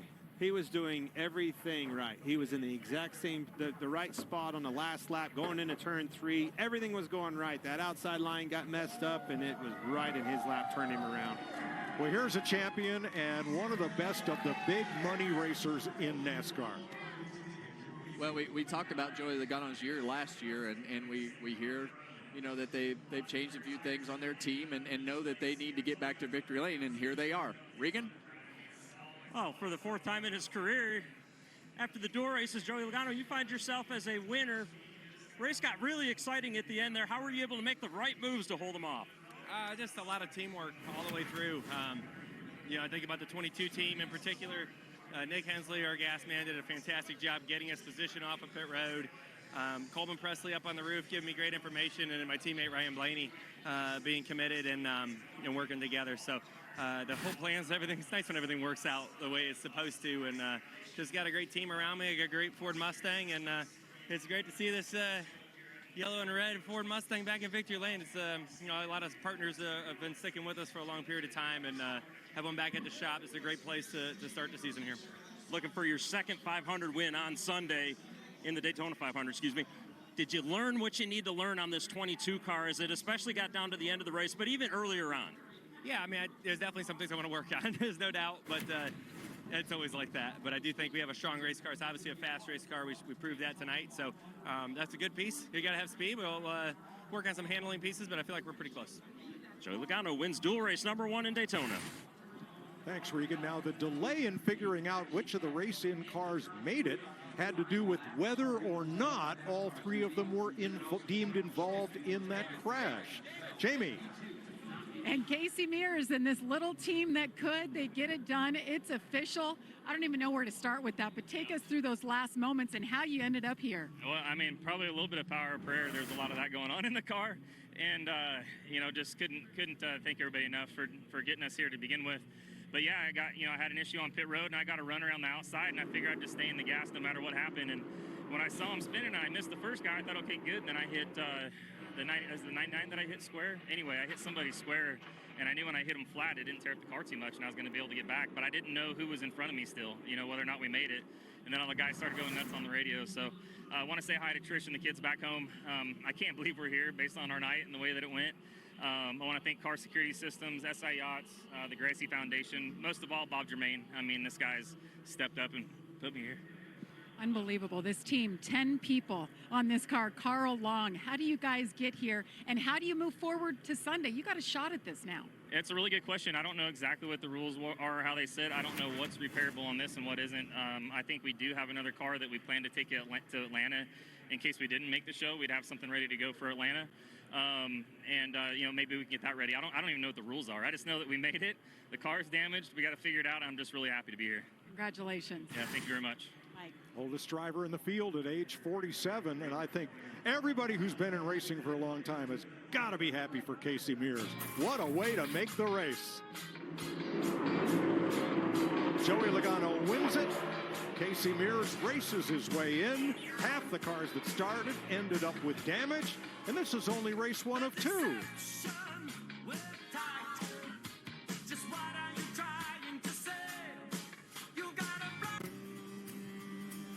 The sweet taste of victory here in Victory Lane for the driver of the 22 car. Joey Logano gets the win in Duel number 1, his 4th Duel victory. Welcome into Victory Lane here at Daytona International. Josh Sims alongside the Daytona 500 winner, Jamie McMurray. Duel 1's in the books, man. What's your big takeaway? Oh, man, so many emotions as you see how, excited that Casey Mears was there at the end. It looked like he was out of it. Think about the heartbreak for Corey LaJoie. But then Logano being able to win, Josh, as I watched that race go and as he was trying to push Blaney, they really couldn't make any ground up. Then all of a sudden when those cars got reversed and Blaney got behind him, it seemed like they were able to do that. So those guys will go back, work on that a little bit. It's so much fun. We were just talking as we're standing here, though, to see the excitement of Victory Lane and being here and see how excited you see Paul Wolf's kids right there standing on the side of the trophy. What a great moment for all of them. Yeah, it's definitely a great moment for that 22 team. What else did we learn from that duel? I think we saw how strong those RFK cars can be. Well, I mean, yeah, working together as a group, obviously, but then it's crazy how it can all unfold when it comes down to the end. And Clint, I think, referenced that during the race. Like all bets are off as you get down to the end of this. It's easy to work together at the beginning as those guys are trying to put themselves in the right position with maybe saving a little bit of fuel to make that pit stop shorter, as Larry explained. But man, when it gets down to the end, it's just everyone goes for it. And as you sit back, for those guys that watched this race from the motorhomes or from the transporters, you see how calm it is and then how just chaos breaks out at the end. Yeah, and I think about how exciting it has to be for Casey Mears and that team. Oh. You know, when Jamie doing the interview, talk about 10 people on the team. Casey saying, like, I don't know what it's going to take. If this car can get ready, do we need to go to a backup or what? But the point is to make the show, and he made the show. Yeah, and I talked to Casey earlier today over in the Truck Series garage, and he talked about trying to get to that 500 start and the struggles with this team and the resources they have. And I think it's hard for us to express the deficit or how far behind they are compared to a lot of these other teams. But when you come here, it's kind of an equalizer, right? We talk about not that anybody can win at these tracks, but it really opens it up. Really happy for Casey. He's my teammate for years at Chip Ganassi Racing, and I know you can just tell how excited he is getting out of the car. For sure. All right, let's check in with Jamie Little, who's with Brad K. Well, Brad Keselowski pretty much ran up front all race long, ended up 4th. Best laid plans. You guys were doing your darndest to get your 4th driver in there in Corey LaJoie. Take us through kind of what happened there at the end. Yeah, I mean, we did everything we said we were going to do. We got our 4 cars to the front, ran really hard, and executed a pretty good pit cycle. And then just on the restart, kind of all hell broke loose, and things kind of got separated, and looked like Ryan Preece got shuffled, and then we couldn't keep the bottom lane super tight the way I wanted to, and there was a wreck down the backstretch, and that got the 17 car. Then at the end, I'm not really sure what happened. Like somebody got in the back of Corey, which was really disappointing. We were in a spot to get him in the race, and to go from having 4 cars in control of the race to 3 of them torn up and only one of them in the top 5 is quintessential Daytona. Quintessential Daytona. But what is not quintessential Daytona is you being here with a broken leg, 8 weeks removed. How did it feel overall your first time back? Yeah, the car, being in the car feels great. Walking to and from the car, not so much. But, the seats in these cars, kind of mold their body, which helps. And, the seat is my home, and it feels good. All right, right, thank you, Jamie. Joey Logano celebrating the winner of Duel number 1. We're getting set for Duel 2. Stay with us. Welcome back to the World Center of Racing. Duel number 1 in the books. Joey Logano is your winner. We saw him celebrating in victory lane, and the perks of that, you get to come over and talk to us. I mean, what better way to celebrate a duel win? Really there it is. So, first of all, what did you learn out there that could help you moving forward now that that race is in the books and you got the win? I think you learn like some things about the draft. You learn what some cars can and can't do. I mean, I think we definitely learned there's a lot of cars that were squirrely, right? They didn't handle really good, especially taking pushes, right? I mean, I think most of the wrecks came from pushes, and it just doesn't feel comfortable, right? And so, unfortunately, the end of the races will come down to that, and it's something that I think probably everyone's going to go back and try to figure out to get better. But Ryan did a fantastic job with me, working together, working at that Team Penske mentality. So, it's cool to be both in here in victory lane together. So it looked like to me as I watched you guys when you were pushing Ryan, you guys were aggressive but not making a lot of ground up. Then you switched, and when you got behind, it seemed like you could push up to the front. Did you feel that way in the car? I think it's multiple things go into that. Like when we were lined up and I was leading, like we were still a little fuel save going on. Joey didn't have a lot of help behind him. It was kind of soft, so we didn't really go anywhere, And then when we flipped, and it was at the end of the race, then it really started to, you get more help in the third lane and things like that. But it's just nice to know this stuff. I mean, this is the closest you're going to get to the 500 of your car's handling, and we kind of just can go from here. So the other thing that I observed is that it seemed like every time the lead was taken on the outside almost every time, and as soon as the leader got the lead, they'd go to the bottom and then lose it. Why? Like, what's the feeling out there? Why? Yeah, I mean, when, like, before the green-white checkered, we had control of the middle lane, and, Joey and me would get clear into one a couple times, and I was fine giving the bottom up because we figured the middle would surge again, and help would come to me by the middle of 1 and 2, and then we would just really motor down the backstretch. So I think it's just lane preference. What does your car do good in what lane, and what lane is going to have the momentum? And it seemed like on the bottom, all those wrecks came from there because they knew they had to push hard to keep up with the middle. So I think we made a good choice of just staying where we were and knowing and not being impatient, just knowing it would come back to us. Yep. For you now, you got this information, right, from being out there, from being able to work with your teammates. So what do the next couple days look for you and Paul Wolf as you guys, figure everything out? I mean, we already started debriefing something here in victory lane, talking about some things that we want better in our race cars. I think they got speed. We proved that, which is a key piece to have at Daytona. But like they said already, the pushability, you want to, everyone's going to want to work on that some. So at this point, let's polish it back up. We got a couple practice sessions, and we'll try to work on some things to make the handling a little bit better. Because Daytona 500 is in the daytime, right? It's the nighttime right now. It's as much grip as the track's going to have. So whatever you got tonight will be worse on Sunday. So you got to go to work a little bit, and like I said, for the whole field, because right now it's pretty sketchy out there. For a race that we all say let's take care of it and make sure we keep the same car. There's a lot of wrecks. Yeah. So, it just says how out of control the field is. You know what wasn't sketchy? We got to hang out on a boat earlier today with your teammate, Austin Cindric, a feature that'll be on race day on Sunday. Nice plug, Josh. Hey, Man. I think Josh is trying to say that he's good luck, and we need to look do at it. that. Yeah. I'm just throwing it out there and seeing what works. You just throwing the line out there? Joey Logano, Ryan Blaney, Thanks. always appreciate your time. Let's check in with our pit reporter, Regan Smith. Corey LaJoie was able to race his way into the Daytona 500 1 year ago. Looked like you were going to be able to do the same thing again this year, Corey. Talk me through what happened at the end of the back straightaway there and the disappointment. It looked good for 149.5 miles. I thought we controlled the race as good as you can control it. The bottom lane got soft there, and the push came right at the same time. I kind of picked the 6 up, and it just hooked me to the right. And it sucks, man, because these guys worked incredibly hard on this car. I'm honestly happy for Casey Mears and Carl Long. It's cool those guys got in, but I'm devastated, man. This is what you work for, and I don't have another one after this. So who knows what's going to come of it. I thought the Lord brought me this opportunity, but sometimes the Lord works in mysterious ways. And we're not going to quit. We're going to keep pressing and see what lies ahead, because I don't know.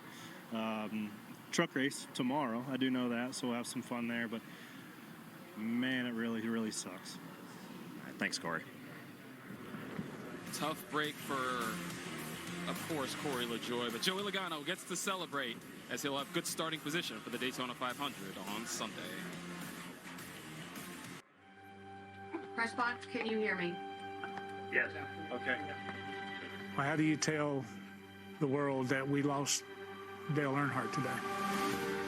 One of Dale's very best friends was Mike Hilton. This is undoubtedly one of the toughest announcements that I've ever personally had to make. And those words flew across the world. We've lost Dale Earnhardt. I'm a rookie at Daytona 500. I was 8 years old. Fox hired me. We were all there. Malcolm in the Middle had premiered. I was probably one of the last people to talk to Dale Earnhardt the day he died. The badass of all badasses. Dale Earnhardt takes the checkered flag. This one's called ass cheek. All of us were lost puppies without an owner. You remember what life was like before that day, and you remember what life has been like after that day.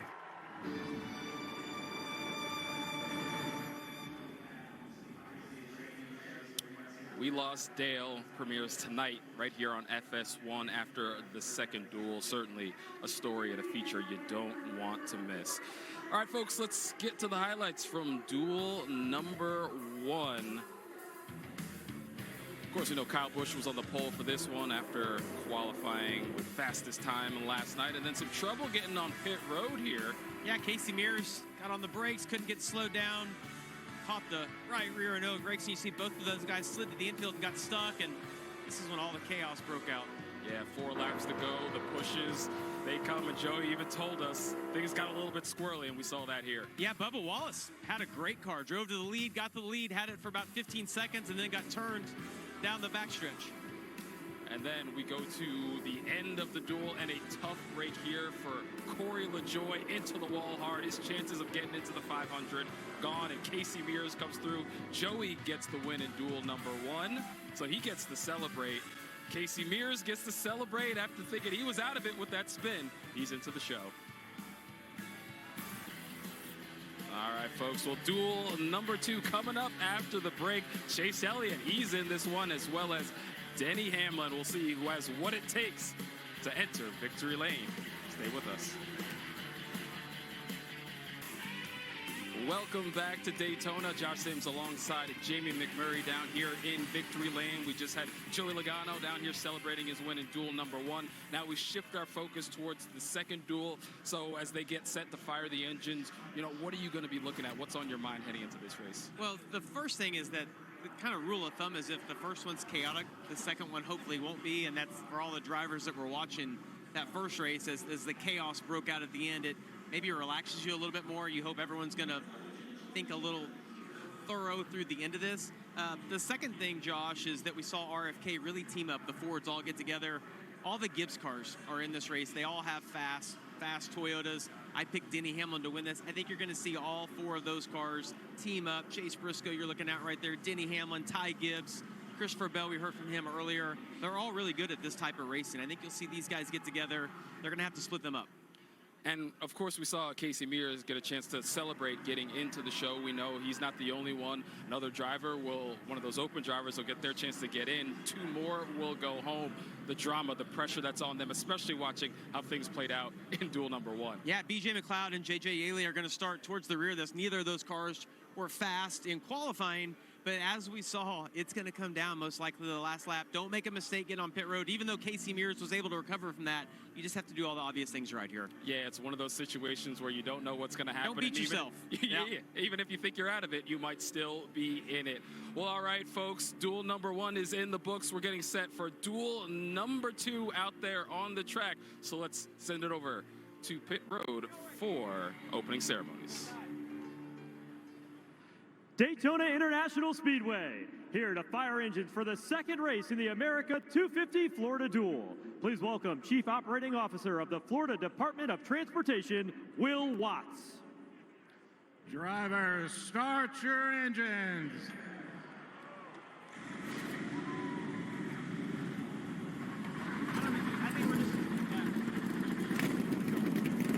All right, The engines have been fired. Duel number 2 is right around the corner as we get set to set the rest of the starting field for the Daytona 500.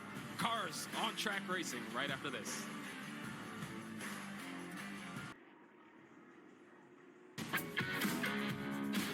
We've seen the first duel. What do we expect here? Learn all you can and stay out of trouble. One down, one to go. For another one of these dual wins. As history would have it, this race isn't a simple task. This is a total different animal right here. Look at him go. He's got the lead. What will the final field look like? Sparks fly in Daytona. Only time will tell. We'll find out who and how next. Let's duel. Welcome back to the America 250 Florida Duel at Daytona. Race number 2 coming up. All drivers who were involved in that final lap crash in duel number 1 checked at the infield care center and released. That's good news. And we're ready for duel number 2. Let's check in with our pole sitter. How about you, Chase Briscoe? It's Boy and the Boys up in the Fox booth. You got your ears on?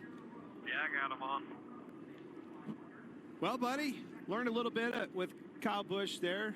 Raced a little bit in that first duel and then bowed out at the end. Is that the same approach for you, or what's the game plan here?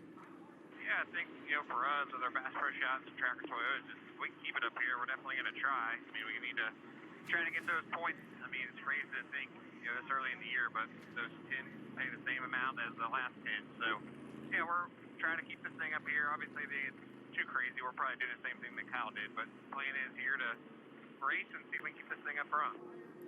You're in year 2 now. Did we learn anything in that first race that might teach us a lesson to make sure that we don't overthink what we're doing as far as aborting from our plan? I don't know. I mean, just scenarios change, right? Like, every wreck there was kind of based off the Chevy nose, so, don't really know what to expect, in this one from that standpoint. But no, I think for us, the plan from the get-go was, try to race and stay up front, but if you get back in the chaos, it probably bails. So, yeah, I would say it's still business as usual for us, and see if we can keep it up here. All right, man, good luck. Thank you. All right, let's have a look at tonight's America 250 Florida Duel 2 starting grid. Joe Gibbs Racing Toyotas on the front row for Chase Briscoe and Denny Hamlin, a 3-time duel winner. Here's Jamie. Well, Mike, it's been an emotional offseason for Denny Hamlin, most recently losing his father in a house fire. And Denny said this week, I would be lying if I told you I showed up here 100% ready and motivated. But the one thing he said he was looking forward to was getting back in his race car, strapping in, and going out there and racing and trying to figure it out, put everything aside, and do what he loves to do as he looks to win his 4th Daytona 500. Now there's 7 Toyotas in the field here, so they feel pretty confident in their ability and their health. Watch for those Toyotas to work together, Mike. Thanks, Jamie. Row number 2, a pair of Hendrick Chevrolets for Kyle Larson and Chase Elliott. Row number 3, well, that's Joe Gibbs Racing again, Ty Gibbs and Christopher Bell. Then Justin Allgaier, who locked in for Junior Motorsports, and Austin Cindric for Team Penske. Michael McDowell and Zane Smith will occupy row number 5, and in row 6, rookie Connor Zilich and Eric Jones. Regan? Mike, I'm not sure there's ever been a more anticipated debut than there is for rookie Connor Zilich, as you just mentioned. Tonight, he is going to get a lot of lessons, though. The team told me earlier tonight that they have got to worry on a number of different things. Where he places himself on the racetrack, how he makes the moves, how he learns how this car drafts. Keep in mind, this car very different than what he's been driving in the O'Reilly Series a year ago, to where he got 10 wins, 11 in his career. So plenty for him to take in. New voices on the radio, new voices up on the top of the spotter stand for him. Lots for him to learn as we start this duel. Yeah, a lot to process for sure, Regan. Row 7, there's Josh Berry's Ford and Carson Hocevar's Chevrolet. Riley Herbst in a Toyota, Todd Gilliland in a Ford. Trying to race into the 500, Anthony Alfredo in a Chevy, and Ty Dillon. Row number 10, Ricky Stenhouse and Tyler Reddick, a couple of veterans there. And 2 more drivers trying to race their way into the 500 are BJ McLeod and JJ Yaley. Well, Larry Mack, what did we learn in race 1 that we can apply here? Well, Mike, we know you're going to have one pit stop in this 60-lap race. It may be under caution, but as we saw in the first duel, probably under green. You've got to be mistake-free. You've got to execute that stop. Anything that driver can do to shorten up that trip to pit road, that's how Joey Logano and the 22 team took control of that race. They had over a 3-second faster pit stop than Ryan Preece. And if you're an open car like Anthony Alfredo, B.J. McLeod, or J.J. Yaley, be there at the end, and you might make it to the Great American Race. Never give up. That was a real Hail Melon move for Casey Mears. Now here's Denny Hamlin. Interesting chatter on his radio. Hey, FYI, the issue with the windshield is not on the outside. It is bad. This is like the Darlington windshield. You can't see anything. Thick tear-offs, Kevin? Well, what he's referring to is the inside of the windshield. So, you know, I think a lot of times it'll get a film on the inside that you have to wipe off. And so it's reference about the Darlington windshield, though, is rock chips, and it just, you know, you can't see through that. That's what kind of, sometimes when they put those tear-offs in, there kind of gets a filmy, you know, milky look underneath those. Tonight's aerial coverage brought to you by Goodyear. Legends aren't born, they're proven. 22 cars in race number 2 to set the outside lane for Sunday's 68th 500. Here's the Toyota Camry XSE that leads the field. Lights out atop the pace car. Green this time by. Well, I think we know what the beginning of the race strategy is going to be, but we saw all hell break loose as we got towards the end of that last race. So we know at some point they're going to have to get on the pit road, possibly under green, possibly under yellow. We know that they're going to have to push and shove, but man, that last race had a lot of action in it, and it'll be interesting to see if that affects how these guys think and the things that they do. Certainly gave us a snapshot of a lot of different scenarios. I mean, it literally kind of threw a little bit of everything at us, but I agree, probably a little bit calmer here. Let's not get out of hand and get ourselves settled in, get comfortable with these cars, our communication with the spotters. It all starts back over again. Same situation for these cars. A lot of unknowns. Pace car hits pit road. 2 Toyotas ahead of 2 Chevys to lead them to green for Duel 2, 150 miles, 60 laps. Probably see him go down and get in front of that Toyota.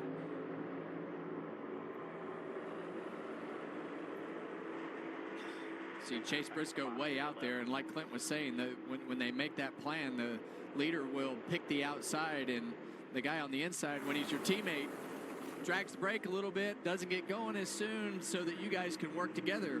And in the last race, we saw all those RFK cars get themselves positioned really early in the race.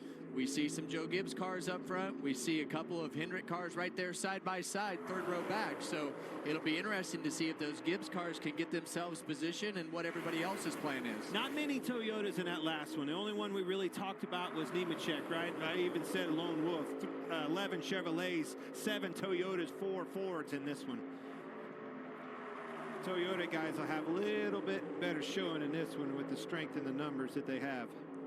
Well, the Chevys side by side behind the 2 lead Toyotas ahead of the other 2 Joe Gibbs Toyotas. So nowhere to run, nowhere to hide, and no way for those Chevys right this moment to get in line. Together. Those Toyotas keep pushing each other out that far. What's with Allgaier? Down off the pace here, inside the line. Guaranteed that race. That's a planned thing. Get out of there. Let's make sure that we get this car to the end. Okay. And there it is. He's in the 500. Locked in yesterday during time trials. So just getting out of harm's way. Keep an eye on this 3rd row. You got 2 teammates. Larson on the inside. Chase Elliott on that outside. We need to find each other's bumpers and work together here. I look for that move to happen as soon as it comes available. Yeah, and I think much like the last race, these guys are going to be really patient. They're going to get themselves in a position to where they can take care of the fuel management, take care of their car, get themselves to that lap 40-ish mark when they need to make a pit stop. So I think you're going to see the same strategy that we saw in the last race. The only movers that we'll probably see are maybe some of the guys that are starting in the back, taking advantage of situations to where they can make up some ground. I wonder if any teams, after what they saw in race 1, would decide to pit early to avoid the opportunity for carnage if everybody comes all together after 44 laps. Well, you saw what happened with Ryan Preece, right? You know, he was the car that they let lead, and it ultimately cost him a chance at being the leader after the pit stop because he had to take more fuel. Right. So it's a cat and mouse game. And I will say that was a planned stop accordingly with the Fords, you know, and unfortunately they wiped themselves out in that one. It worked out for Mears, but that wasn't necessarily the whole pack. But it can happen, and it happens often, especially early on in these duels with no practice of coming on pit road. Watching Austin Cindric in the number 2 from the Ford Racing cam. 1 to the 10, working the third lane. You're 3 wide bottom now. 3 wide bottom, 38 still with you. He's off by 3. And you see right there, BJ McLeod says, heck, I'm going to take advantage of these guys being cautious right now. I'm going to try to make up some track position. Last year, he led a bunch of laps in the 150. Got himself up toward the front as other drivers were saving fuel. And much like we saw in that first race, there's Anthony Alfredo right behind him in the 62 car. Staying close to one another. I want to know where that enemy's at. I need to know where he's at all times. Their names are yellow on the pylon. Those are the 3 drivers trying to race their way in, and only one will make it. Patience plays a role in that. It's a virtue. Patience until it's go time. Well, that's right, but that go time's the last lap. Right. And that's when you want to gamble. I don't want to gamble early. And even if something does happen, we saw in the last race, I mean, Casey Mears, he got himself a lap down, got the lucky dog, got in the crash at the end. The right car crashed for him to make the race. He did a daring move, so you got to keep your car rolling. You're always in contention because you never know what's going to happen in these super speedway races. But back to that patience and what we said at the top of the show in the pre-race, Kevin, don't beat yourself. And I go back to Casey Mears. He got good fortune. Yes, he made the race, but he got lucky, right? Scenario happened in front of him, gave him a second chance to get into the 500, and it worked out. For these guys, learn from those mistakes. Be careful coming on pit road. Do not take yourself out of this thing until that last lap, and it's time to gamble.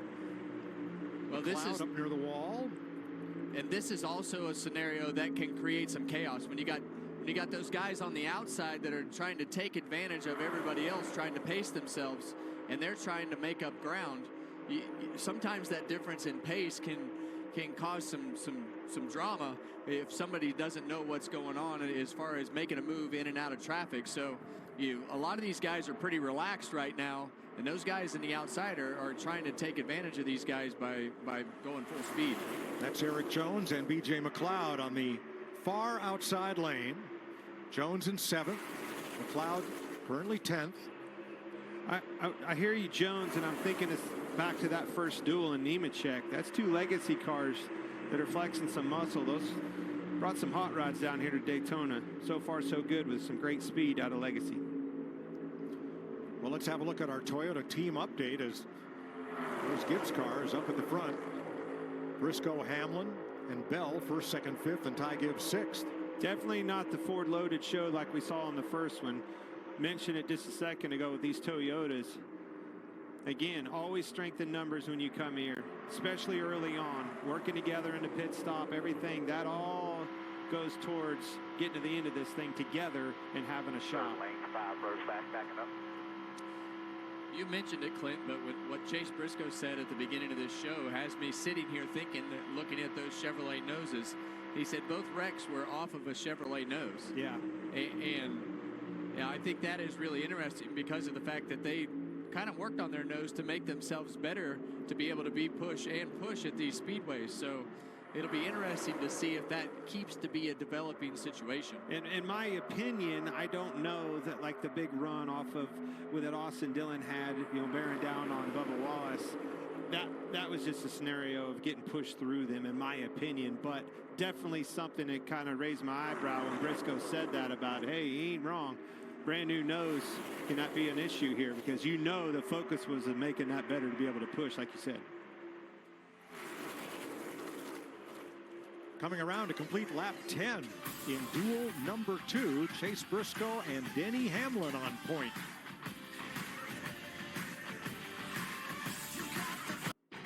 Tomorrow, all 3 National Series are on track. capped off with the season opener for the NASCAR Craftsman Truck Series on FS1 at 7:30 p.m. Eastern. Welcome back to the America 250 Florida Duel at Daytona. Chase Briscoe has led all 11 laps. Denny Hamlin stuck right to his bumper, then the Hendrick Chevys of Larson and Elliott, and then 3 Toyotas, Jones, Gibbs, and Bell. Yeah, and I just keep thinking back to the Ryan Preece scenario for Chase Briscoe, but you know, he's got a lot on the line with his front row start qualifying position right now. We know that we already heard him say that he wants to take care of his race car. He wants to learn about his race car, and he wants to win. So how the heck do you balance all that, Clint? Well, keep it right there. That's what I'm going to stay right there with my teammate and a seasoned veteran on my bumper as long as I possibly can. Much like we saw with Kyle Busch, as soon as I lose that, get mired in traffic, I'm getting out of Dodge.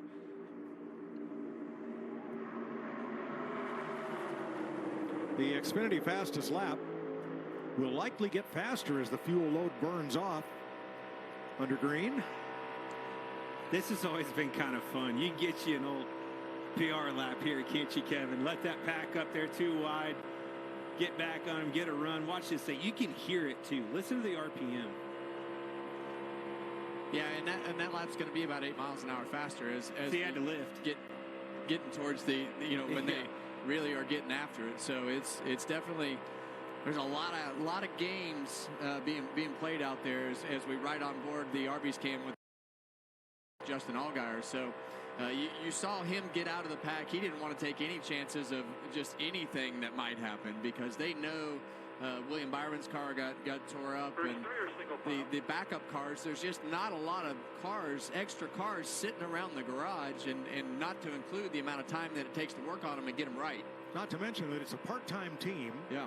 You know, part-time car, one shot race for Allgaier here for Junior Motorsports, as they did last year in the 500. So, yeah, they don't want to put that at risk, especially in these early laps. What's at stake here, right? For them, not much. And I think that they probably want to make a pit stop. They want Justin to get to pit road. They want the fueler to fuel the car, and you know, they know the strengths that they had with their pit crew and their scenario, and maybe some guys that don't do it all the time. So they need to run all the laps and go through all the procedures. And we might see them change tires too, because hey, you can. And we saw that with Corey Heim in the first race. You know, rookie driver, pit crew, all the things that you know you have with a part-time team, to be able to do that for the first time of the year is very important. Asking 2, all 2 line.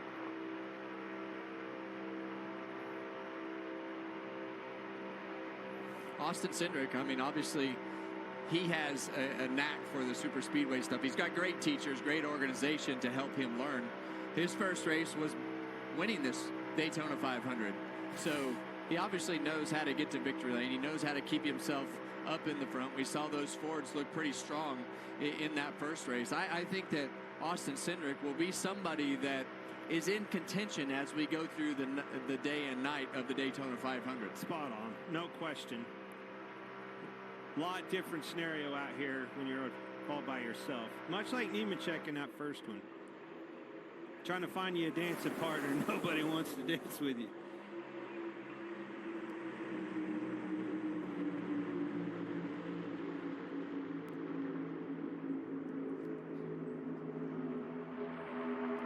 See Ty Gibbs right there in that 54 car, right behind our defending champion Kyle Larson on that back bumper. You know, even when you're trying to take care of everything, you still get some of those runs, and you still want to be able to. I always wanted to be able to test just what it felt like, so I had a good depth perception of where that car is in front of me. Start to feel the back bumper of the car in front of you, so you know when it's time to really start pushing and shoving. You had a good reference of what that felt like, and being comfortable with when those hood flaps are going to blow up. That was one of my reference points, was when those hood flaps would blow up, you knew that you were close enough to keep your back bumper right. 44, J.J. Yaley, triple USAC champ and Cup veteran. trying to put this 44 into the field for New York Racing. Yeah, and you see right here, riding on board with Tyler Reddick on our Toyota Racing camera. You know, he's got himself in the back, and that came from his qualifying effort. And we've covered the fact that we think this needs to be a big year for him with the expectations and things that they had. I was a bit caught off guard after Corey Himes' lap in qualifying being so fast. And in the first race, we saw Bubba Wallace make his way to the lead. So can Tyler Reddick, and is that car in the same condition as Bubba Wallace's to be able to work his way to the front? We'll see. Larry, what we're seeing is just about what I expected with all of these that we've seen. When race 1 is a big barn burner and dust up, the first 20 laps at race 2 look pretty tame. Well, these drivers can be fast learners, and I think they saw what exactly went on in Duel 1. And Mike, you asked the question, would it pay dividends in maybe pitting a little early when you saw what happened with all those Fords pitted in that first duel? It sounds like that may be the safest bet. The downside, though, if a group stays out there and stays lined up, they're making lap times, and you're probably going to make it be tough to catch them even after they make their green flag stops. That's the downside right there. All right, there's the pros and cons. Regan?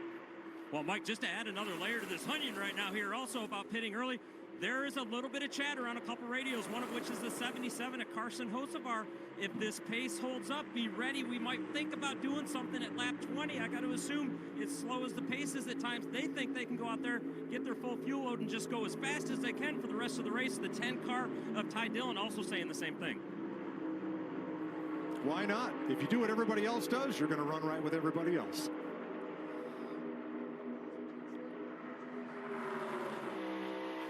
$20 complete this time by. Little change. Okay, no change in the front 5. Just the way we started. And as a driver, it is super hard to pace yourself and keep yourself patient. And right now, and we look at Ty Gibbs. I mean, he's a guy that is just up on that steering wheel all the time, wanting to do everything he can to push forward. And Eric Jones, same way, as we ride on his Advent Health onboard right here. So it's a lot of discipline from the drivers. It's very strategic. As you see a car shoot up on the outside right there, Ty Dillon and Ricky Stenhouse Jr. have decided that. No surprise there with those two at all. Go time for the younger of the two Dillon brothers, driving for Kaulig Racing. Well, it just shows you, look how much faster he is. Foot's to the floorboard right there. And up the middle comes Chase Elliott. Better get down quick.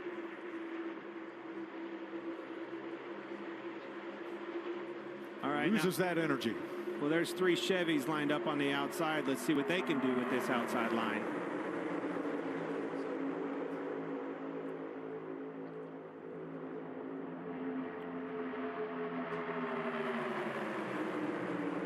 All right, 21 laps complete.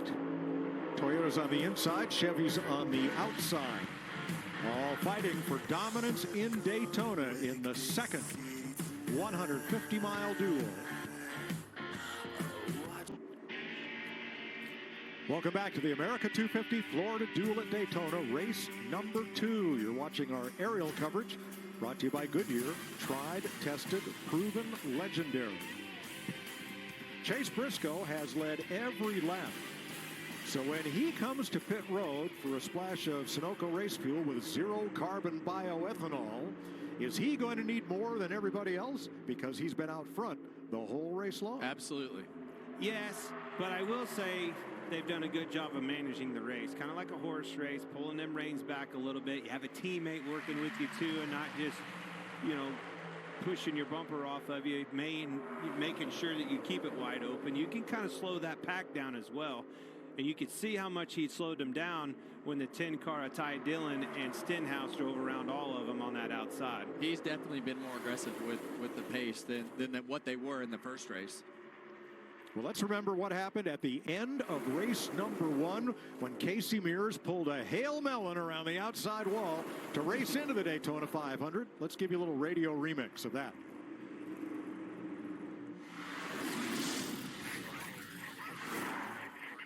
Keep coming, keep coming, keep coming, keep coming. Keep pushing here. Keep pushing to the line. Keep pushing to the line. That'll put us in it right here. Keep coming here. Keep coming. All the way to the line. Yeah. Well, hey, we made it. Sir. Woo! You never know with this place, man. I don't know what the hell we're going to do. We're pretty tore up, but damn right we're in. Hell yeah. You the man. You the man. Hell yeah is NASCAR's new image campaign for 2026, and there's a good example of it right there. Yeah, we used a prime example of it right there, but you just can't quit, and I'm happy for Casey Mears, old Bakersfield boy. Yep. Yeah. Grew up a huge fan of the Mears gang and their family, so it's good to see good guys be able to have good things happen, especially after he rebounded from the mistake that he had early in the race when they were trying to get onto pit road under green. Actually spun Noah Gragson out and himself out and got stuck in the grass and got a lap down. So great to see all that cycle through. Absolutely. All right, 27 down, 33 to go. Let's go to pit road and check with Jamie. Well, Chase Elliott in the 9 running third right now. And before this race, his plan was to get after it. He said he was so eager to see how this new body style would push and be pushed. And he has not said anything on the radio. He's moving that car around, getting nice pushes. Hasn't done a lot of pushing just yet, but seems to be happy as Chase is one of 5 former champions in the field that have never won the Daytona 500. And right here, Jamie, is the closest he has been to the leader so far in 29 laps. 1 car length away.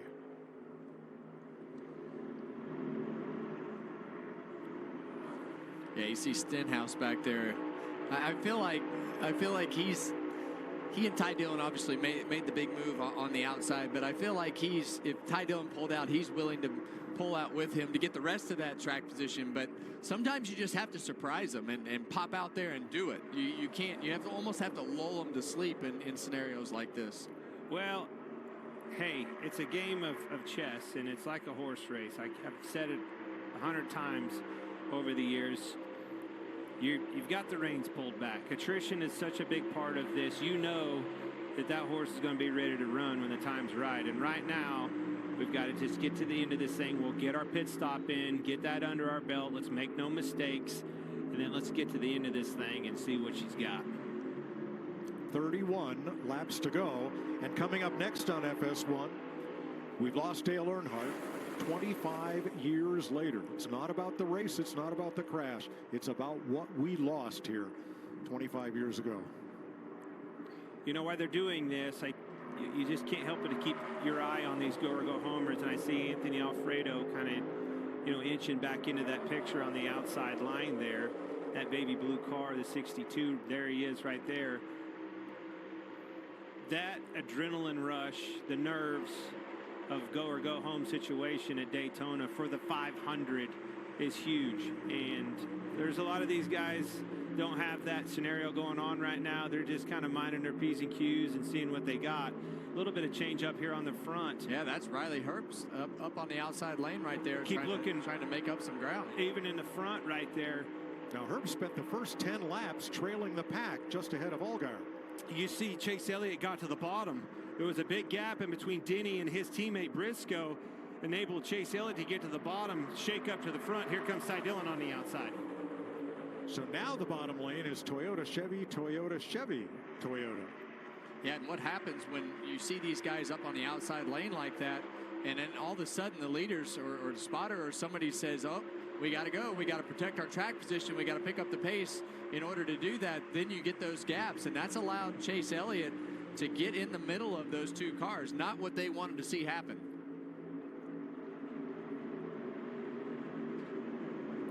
.32 complete this time around. We're probably 10 laps or so away from pit stops if they need to be made under the green flag. Business is picking up here in Daytona. Stick around. 25 laps to go. Ty Dillon on the outside wants to lead this race, and Ricky Stenhouse wants to help him get there. Chase Briscoe has not let go of the lead except for 1 lap. This scenario here is good practice for Chase Briscoe and his spotter. He's kind of blocking both lanes right there, getting in the sync of going back and forth, slowing that lane up, and then he'll come back down to the bottom and slow this lane up as they approach. Yeah, let's listen into that communication because it's alive right now. Half both lanes. 3/4, half 3/4 both lanes. now half both lanes. Still even behind you here. Still 2 by 2 again. Still half both lanes. 47 back tighter with the 10 here. Quarter off you to the mid. They're back separated. 10 still ahead by a nose. Air traffic control. Yeah, and I think we're finally at the point in this race where everybody wants to not give up their track position anymore. So I think it's time to get yourself positioned for this pit stop and keep your track position, and really you've seen that pack tighten up. Larry Mack? Yeah, with the pace that Chase Briscoe is keeping right now, this 19 car, regardless of when he pits, and we're getting close, probably within the next 8 to 10 laps, he needs about 7 gallons of fuel, dumping about 1.8 to 2 gallons per second. He needs to be in his pit box about 3.5 seconds. That's about exactly the length of time that Joey Logano spent in his pit box in that first duel. Briscoe has led all but 1 lap, so burning more fuel than the cars in his slipstream. Well, definitely exactly what Larry's talking about. That's the fastest lap of the race right there for your leader, Chase Briscoe.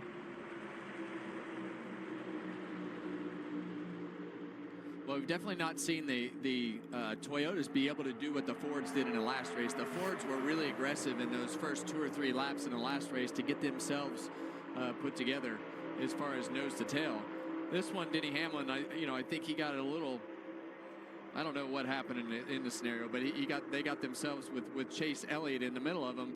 And then you see Kyle Larson in front of Christopher Bell back there. So not going to be able to take advantage of the numbers that they have with those Joe Gibbs Racing cars currently, with the way that the Hendrick cars have split that bottom lane up of those cars.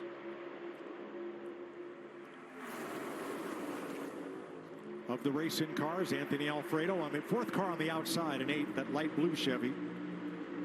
Long way back to B.J. McLeod in 17th and J.J. Yaley in 19th. But a long way to go and 1 pit stop in the offing.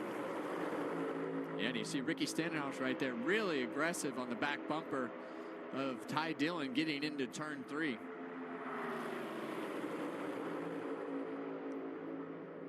Chase Briscoe up to slow that lane down and put himself in a position, if they are going to keep pushing forward, that he's positioned himself in the front of the pack. But lets that 10 car of Ty Dillon get to his right rear quarter panel. Actually, right there taking the lead. Stenhouse trying to come up to help, trying to close that gap, give a little energy to that outside lane. Little bump here before the end of the backstretch, and Chase Elliott does likewise on the bottom. Bigger bump on the bottom. Yeah, and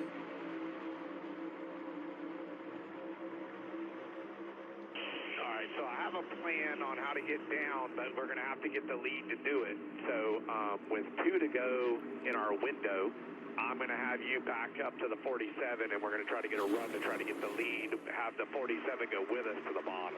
Copy that? Well, good plan, because you can't pit from the outside lane. No, but he's going to try to take that 47 with him is the plan. You're going to back up, get to the bumper of the 47. He's going to push as hard as he can and push you in front of both of those cars. Not only you, but him as well. Maybe McDowell with him. I don't believe any of it. After the last race, believe it. Watch, he's pushing hard. They said they were pitting. You got to be careful. I don't see how both of them can clear Briscoe. That's going to be a tough feat, and because Briscoe and those guys on the bottom lane. Be ready for it, because here it comes. You see that lift out of McDowell? He had to look at the flames coming out of that thing. The 3rd car back, the Eagle. He's clear. That's how, right there. See if they take it. I don't know if they'll take. Yeah, they're going to take it because you got a pit stop coming. That's well done. Yep. Good job, and they actually delivered the plan over the radio so that everybody could hear it. So, and it still worked out. So, that makes me think that those guys just aren't in a position to be ready to be as aggressive with the fuel as what these guys are. So, show you that backfire that Clint talked about here. Yeah, watch him right there as he approaches these cars. Big head of steam. Whoa. Yeah, and the flames out of the pipe are from the lift all the way exactly. off the gas. That's that raw fuel. When you lift, it's still in the exhaust pipes there. But did you see there was a car behind him, and Alfredo did the same thing? That's heads up on a spotter. That communication has to be all the way through there, or you'll stack him up and drive him right through him. Here comes Alfredo on the outside. There's a go or go homer. Well, McDowell has already dropped down in front of Dillon, so the Chevrolets are positioning to lead this group, getting ready to pit.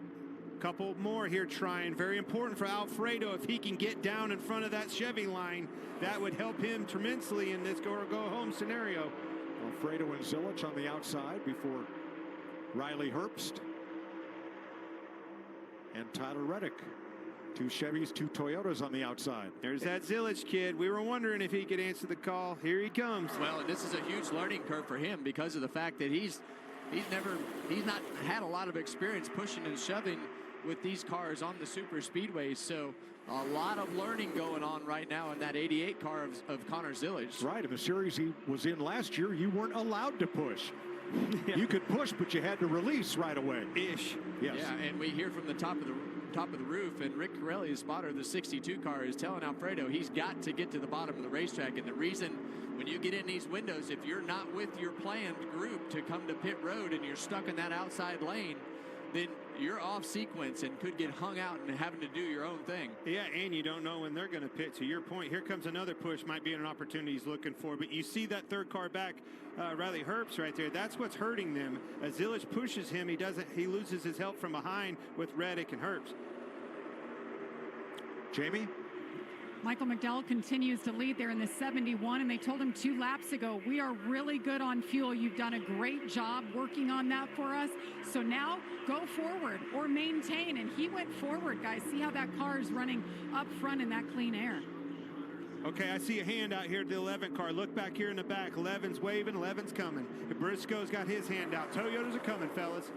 All right, Toyotas to pit this time at lap 45. And this could be really unique for those guys that are not coming, so you got to be really careful here not to run those guys over. Alfredo got to the front on that front. Here he comes. Chase. How about Chase Elliott coming with them? Wow. That's a shakeup. 5 cars to pit road, led by Briscoe. And they'll get some Sunoco race fuel with 0 carbon bioethanol. Yeah, and that's not all of the Toyotas, guys. You got the 45, the 35 still out there. Timed stops for fuel only. Eric Jones in and out. Now, can they all get lined up again as they exit pit road? Yeah. This is a super broken up strategy for the 19 and 11. And Briscoe is not going to be with them. Bad stop on Briscoe. Good point. Let's keep an eye on this other group right here. See if they come. He led all those laps, so he needed more fuel. 100%. More time on pit road. All right, here are the Chevrolets. Some of them. Some. Not Connor Zilich. He's going to stay on track out in front. We're going to have 3 different groups in this one. Didn't see that in the last duel. Well, and this is not what you want to see. I mean, obviously, Chase Briscoe, the last car on your bottom screen right there. You see Anthony Alfredo making his pit stop, had positioned himself up towards the front of this pack. But there's just not very many cars on pit road. 5 right now. And so what'll happen right here is all these cars that are organized on the racetrack are going to make way better lap time than the guys that are broken up into smaller groups. Now those 5 all left pretty much together. They'll be able to form up a draft. Let's see if this brings the rest to pit road. Here they come. Zilich Oh, not by himself. Left him out. Oh boy. Super unorganized. Almost ran him over. Yeah, a lot of plans gone wrong right here. And I think as you see all these things broken up, this pack right here on the racetrack, as you see Connor Zilich on pit road, this pack right here on the racetrack is going to want to run as long as they can run, because all of the things that have happened, they aren't going to make near the lap time that these cars are on the racetrack. So they're going to make up overall time if they can get their pit stop right. Especially as connected in as many cars as in that group, to your point, Kevin. Now, this savings that we see in this fuel mileage early in these races, that is what affords these teams the opportunity to do different things and get on different strategies. Here they come now. And now everybody else comes to pit road. 9 cars. Very collected, though, to Kevin's point.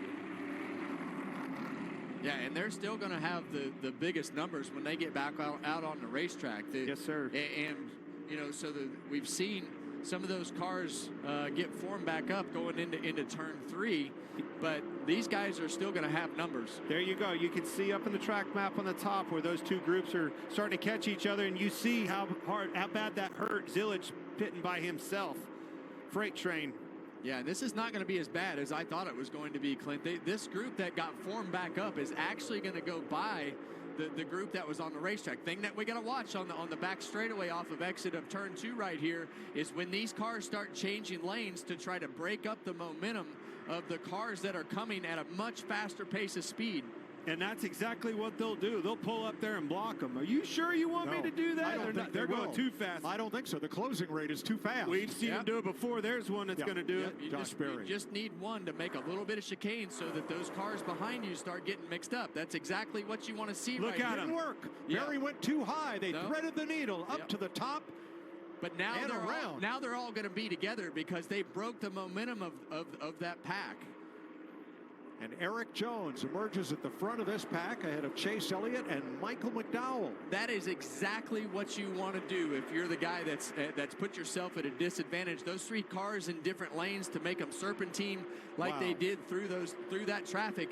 Now they weren't together, and it broke that momentum and just made it one pack again. Well, it might work this time, Kevin, but you want me to do what? You want me to pull up in front of that car? That is a difficult situation. It's pretty dicey, if you ask me. Carson Hocevar right there.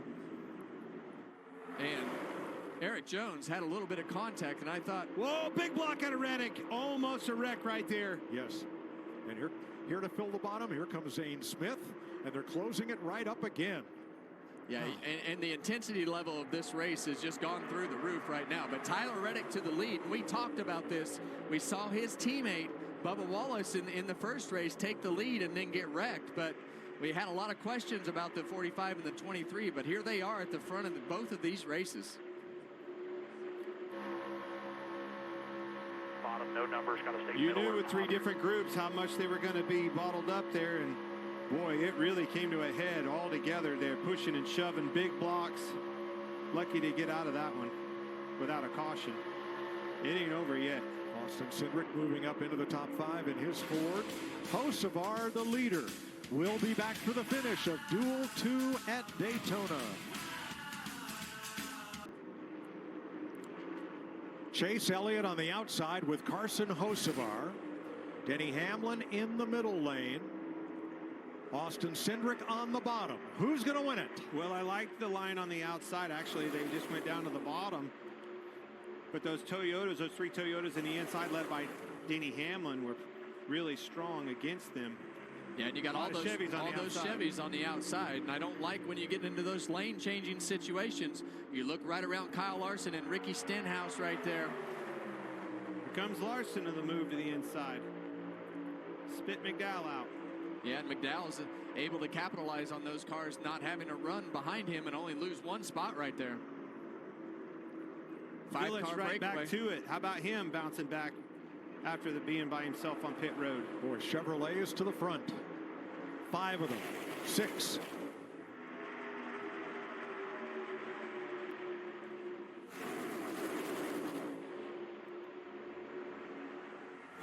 Jamie, let's go back to the pit stop for our pole sitter. What happened? Yes, Chase Briscoe was dominating this race, and he went from 1st to 20th after that pit stop. You see it here. It was a mistake. Stopped. You see him right there. He doesn't go far enough. Had to refire it, guys. That cost him quite a bit of time, and he hasn't made up any ground. Wasn't quite in his box, was he? And those are the things that we talked about in the pre-race. You got to be able to do all those little things right. But not having done it since last year, we didn't make pit stops last week at Bowman Gray. So all those things can make or break your day. 4 to go. Freight train Chevys on the outside. The Toyotas, they went straight to the back. Denny's in trouble. You see Bell right there. Yeah, Bell is the first Toyota there in 7th place. Yeah, and you see a really aggressive move with that Red Bull car of Connor Zilic down on the bottom. He pulled down, seeing Josh Berry making some ground on the bottom lane. And it broke that outside lane up when he did that. Coming up next on FS1, we've lost Dale Earnhardt 25 years later. You'll want to stick around for that. Yeah, and you see 3 wide back there in the back of the pack, and that has kind of broken the 2 cars that inside lane needed to make up ground, and that's going to allow the outside lane to just go right on around that 88 car of Connor Zilich and Josh Berry. Watching those front 2 cars, big pushes out of Hocevar in the second place car. Don't get him out too far.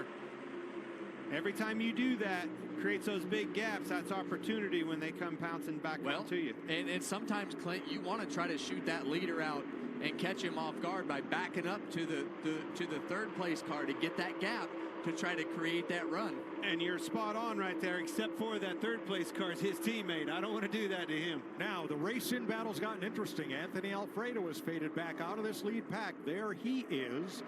He and B.J. McLeod are just a position apart. One of them will make the Daytona 500 with J.J. Yaley 2 laps down.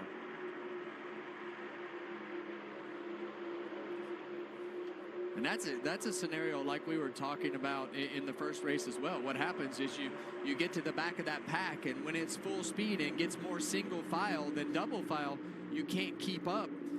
You know, if you don't have the speed in your car that you need when you're at the tail end of that pack.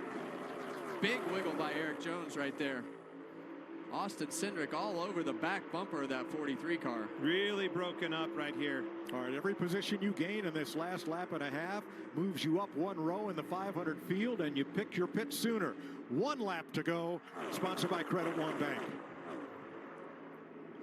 Well, who's it going to be? Who's going to pull out a line first? You see those first Big 2 push. cars Yep. with a massive push from Carson Hocevar to the back bumper of that 9. 5's going to have an option right here. 5's going to have an option right here, and he's going to get a run on this 77 car. And he chooses to be in the back bumper of Carson Hocevar.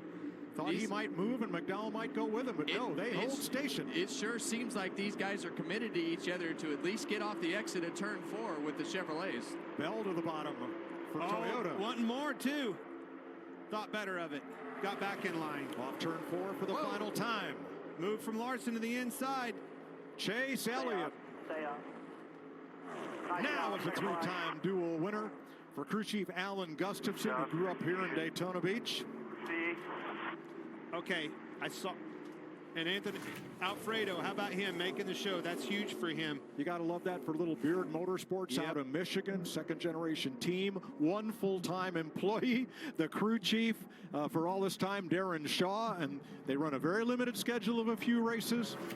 They're going to be thrilled to be in this 500. Saw a lot of big pushes out of them Chevys. We talked about that body after the first duel. I want to put that to bed. I like those big hammer pushes right there. All them Chevys on the outside, I think we're safe. Yeah, and the one thing that we saw of those Chevrolets right there up until the exit of turn 4 when Kyle Larson made that move, they were committed to each other. That's something that we've seen out of the Roger Penske Fords and the Ford Camp. And we saw that structure and commitment from those Chevrolets right there when they were all together. And in past years, we've not seen that from the Chevrolets because all those Chevys are from different teams. They really didn't work that well together. It surprised me with Hocevar, not being a Hendrick teammate right there and having teammates on both sides of him. I thought he was going to shoot to the bottom going down into 3, and he did and thought better of it. Big win, Chase Elliott. Little momentum. 3rd Duel win in his 11th start, tied for the most wins among active drivers. 2017 and 18, he went to victory lane on Thursday in Daytona.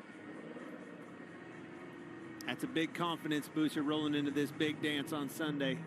Well, we know Chase Elliott has always been good on these super speedways, and you know we've talked about how we think that the point style fits what he and Alan Gustafson do from just the way that they race, how they race, finishing races. So what a great start for Chase Elliott. Yeah, they start the count off with 10 points.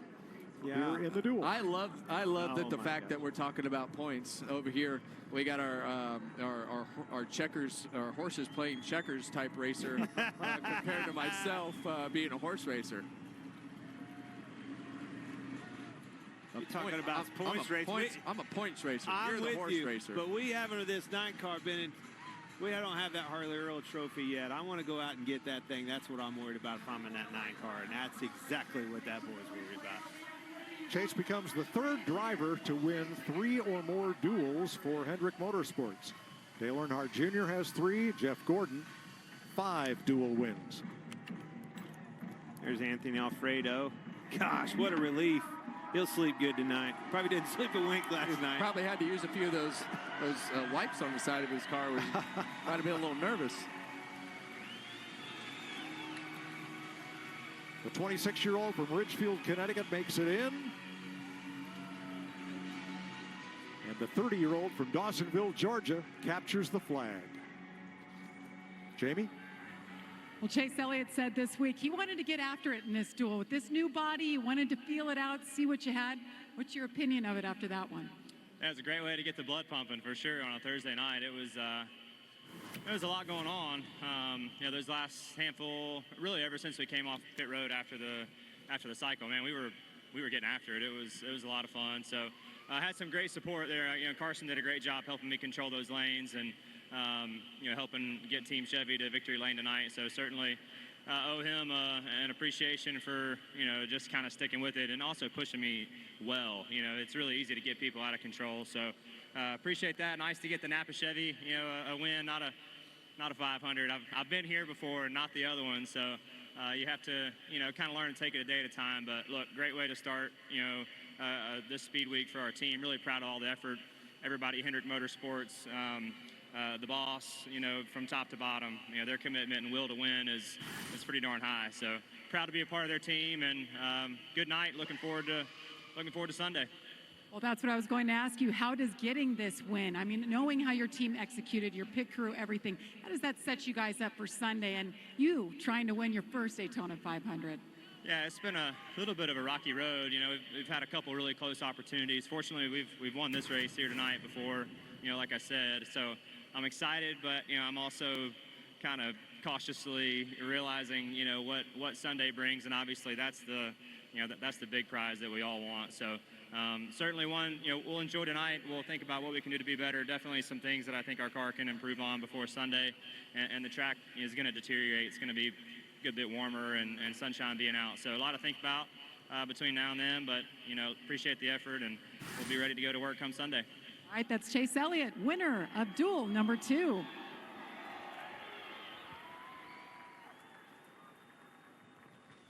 Well, down here on pit road, it is all hugs and smiles for Anthony Alfredo, who for the third time in your career, you will start the Daytona 500, but tonight you had to race your way in. How stressful was that? I definitely don't love being in that position. Make it on time's a lot easier, but I mean, do this for the third time. It's really cool because the first race ever, so I was sitting right there. And my career has had a lot of ups and downs, and you never know when you're getting another shot to race on any Sunday. Especially the Daytona 500, a great American race. So I have all my family here, my baby girl, Everly. I think I've only been this choked up twice in my life. When she was born, qualified for the Daytona 500. And it wouldn't be possible without Beard Motorsports. Is a tremendous family, women-owned NASCAR Cup Series team with a dream, carrying along Mark Beard Sr.'s legacy. And Dude Wipes. I mean, I wouldn't be in where I'm at in my career without them. And they've been my flagship partner in the NASCAR O'Reilly Auto Parts Series. And then we've done some cup races together and excelled. But to come here and make the Daytona 500 together is a dream come true. And I mean, missing it last year has haunted me until this very moment. This is the only thing that could blow that black cloud over. You can absolutely see the emotion involved with making the Daytona 500 such a big night. Yeah, great story there for Anthony Alfredo, but it means that B.J. McLeod and J.J. Yaley will head home tonight and not make the 500. Congratulations for B.J. McLeod. Now, that's a class act right there. Chase Elliott is your Duel 2 winner in Daytona. We'll be back to wrap things up. Got the heart of a soldier.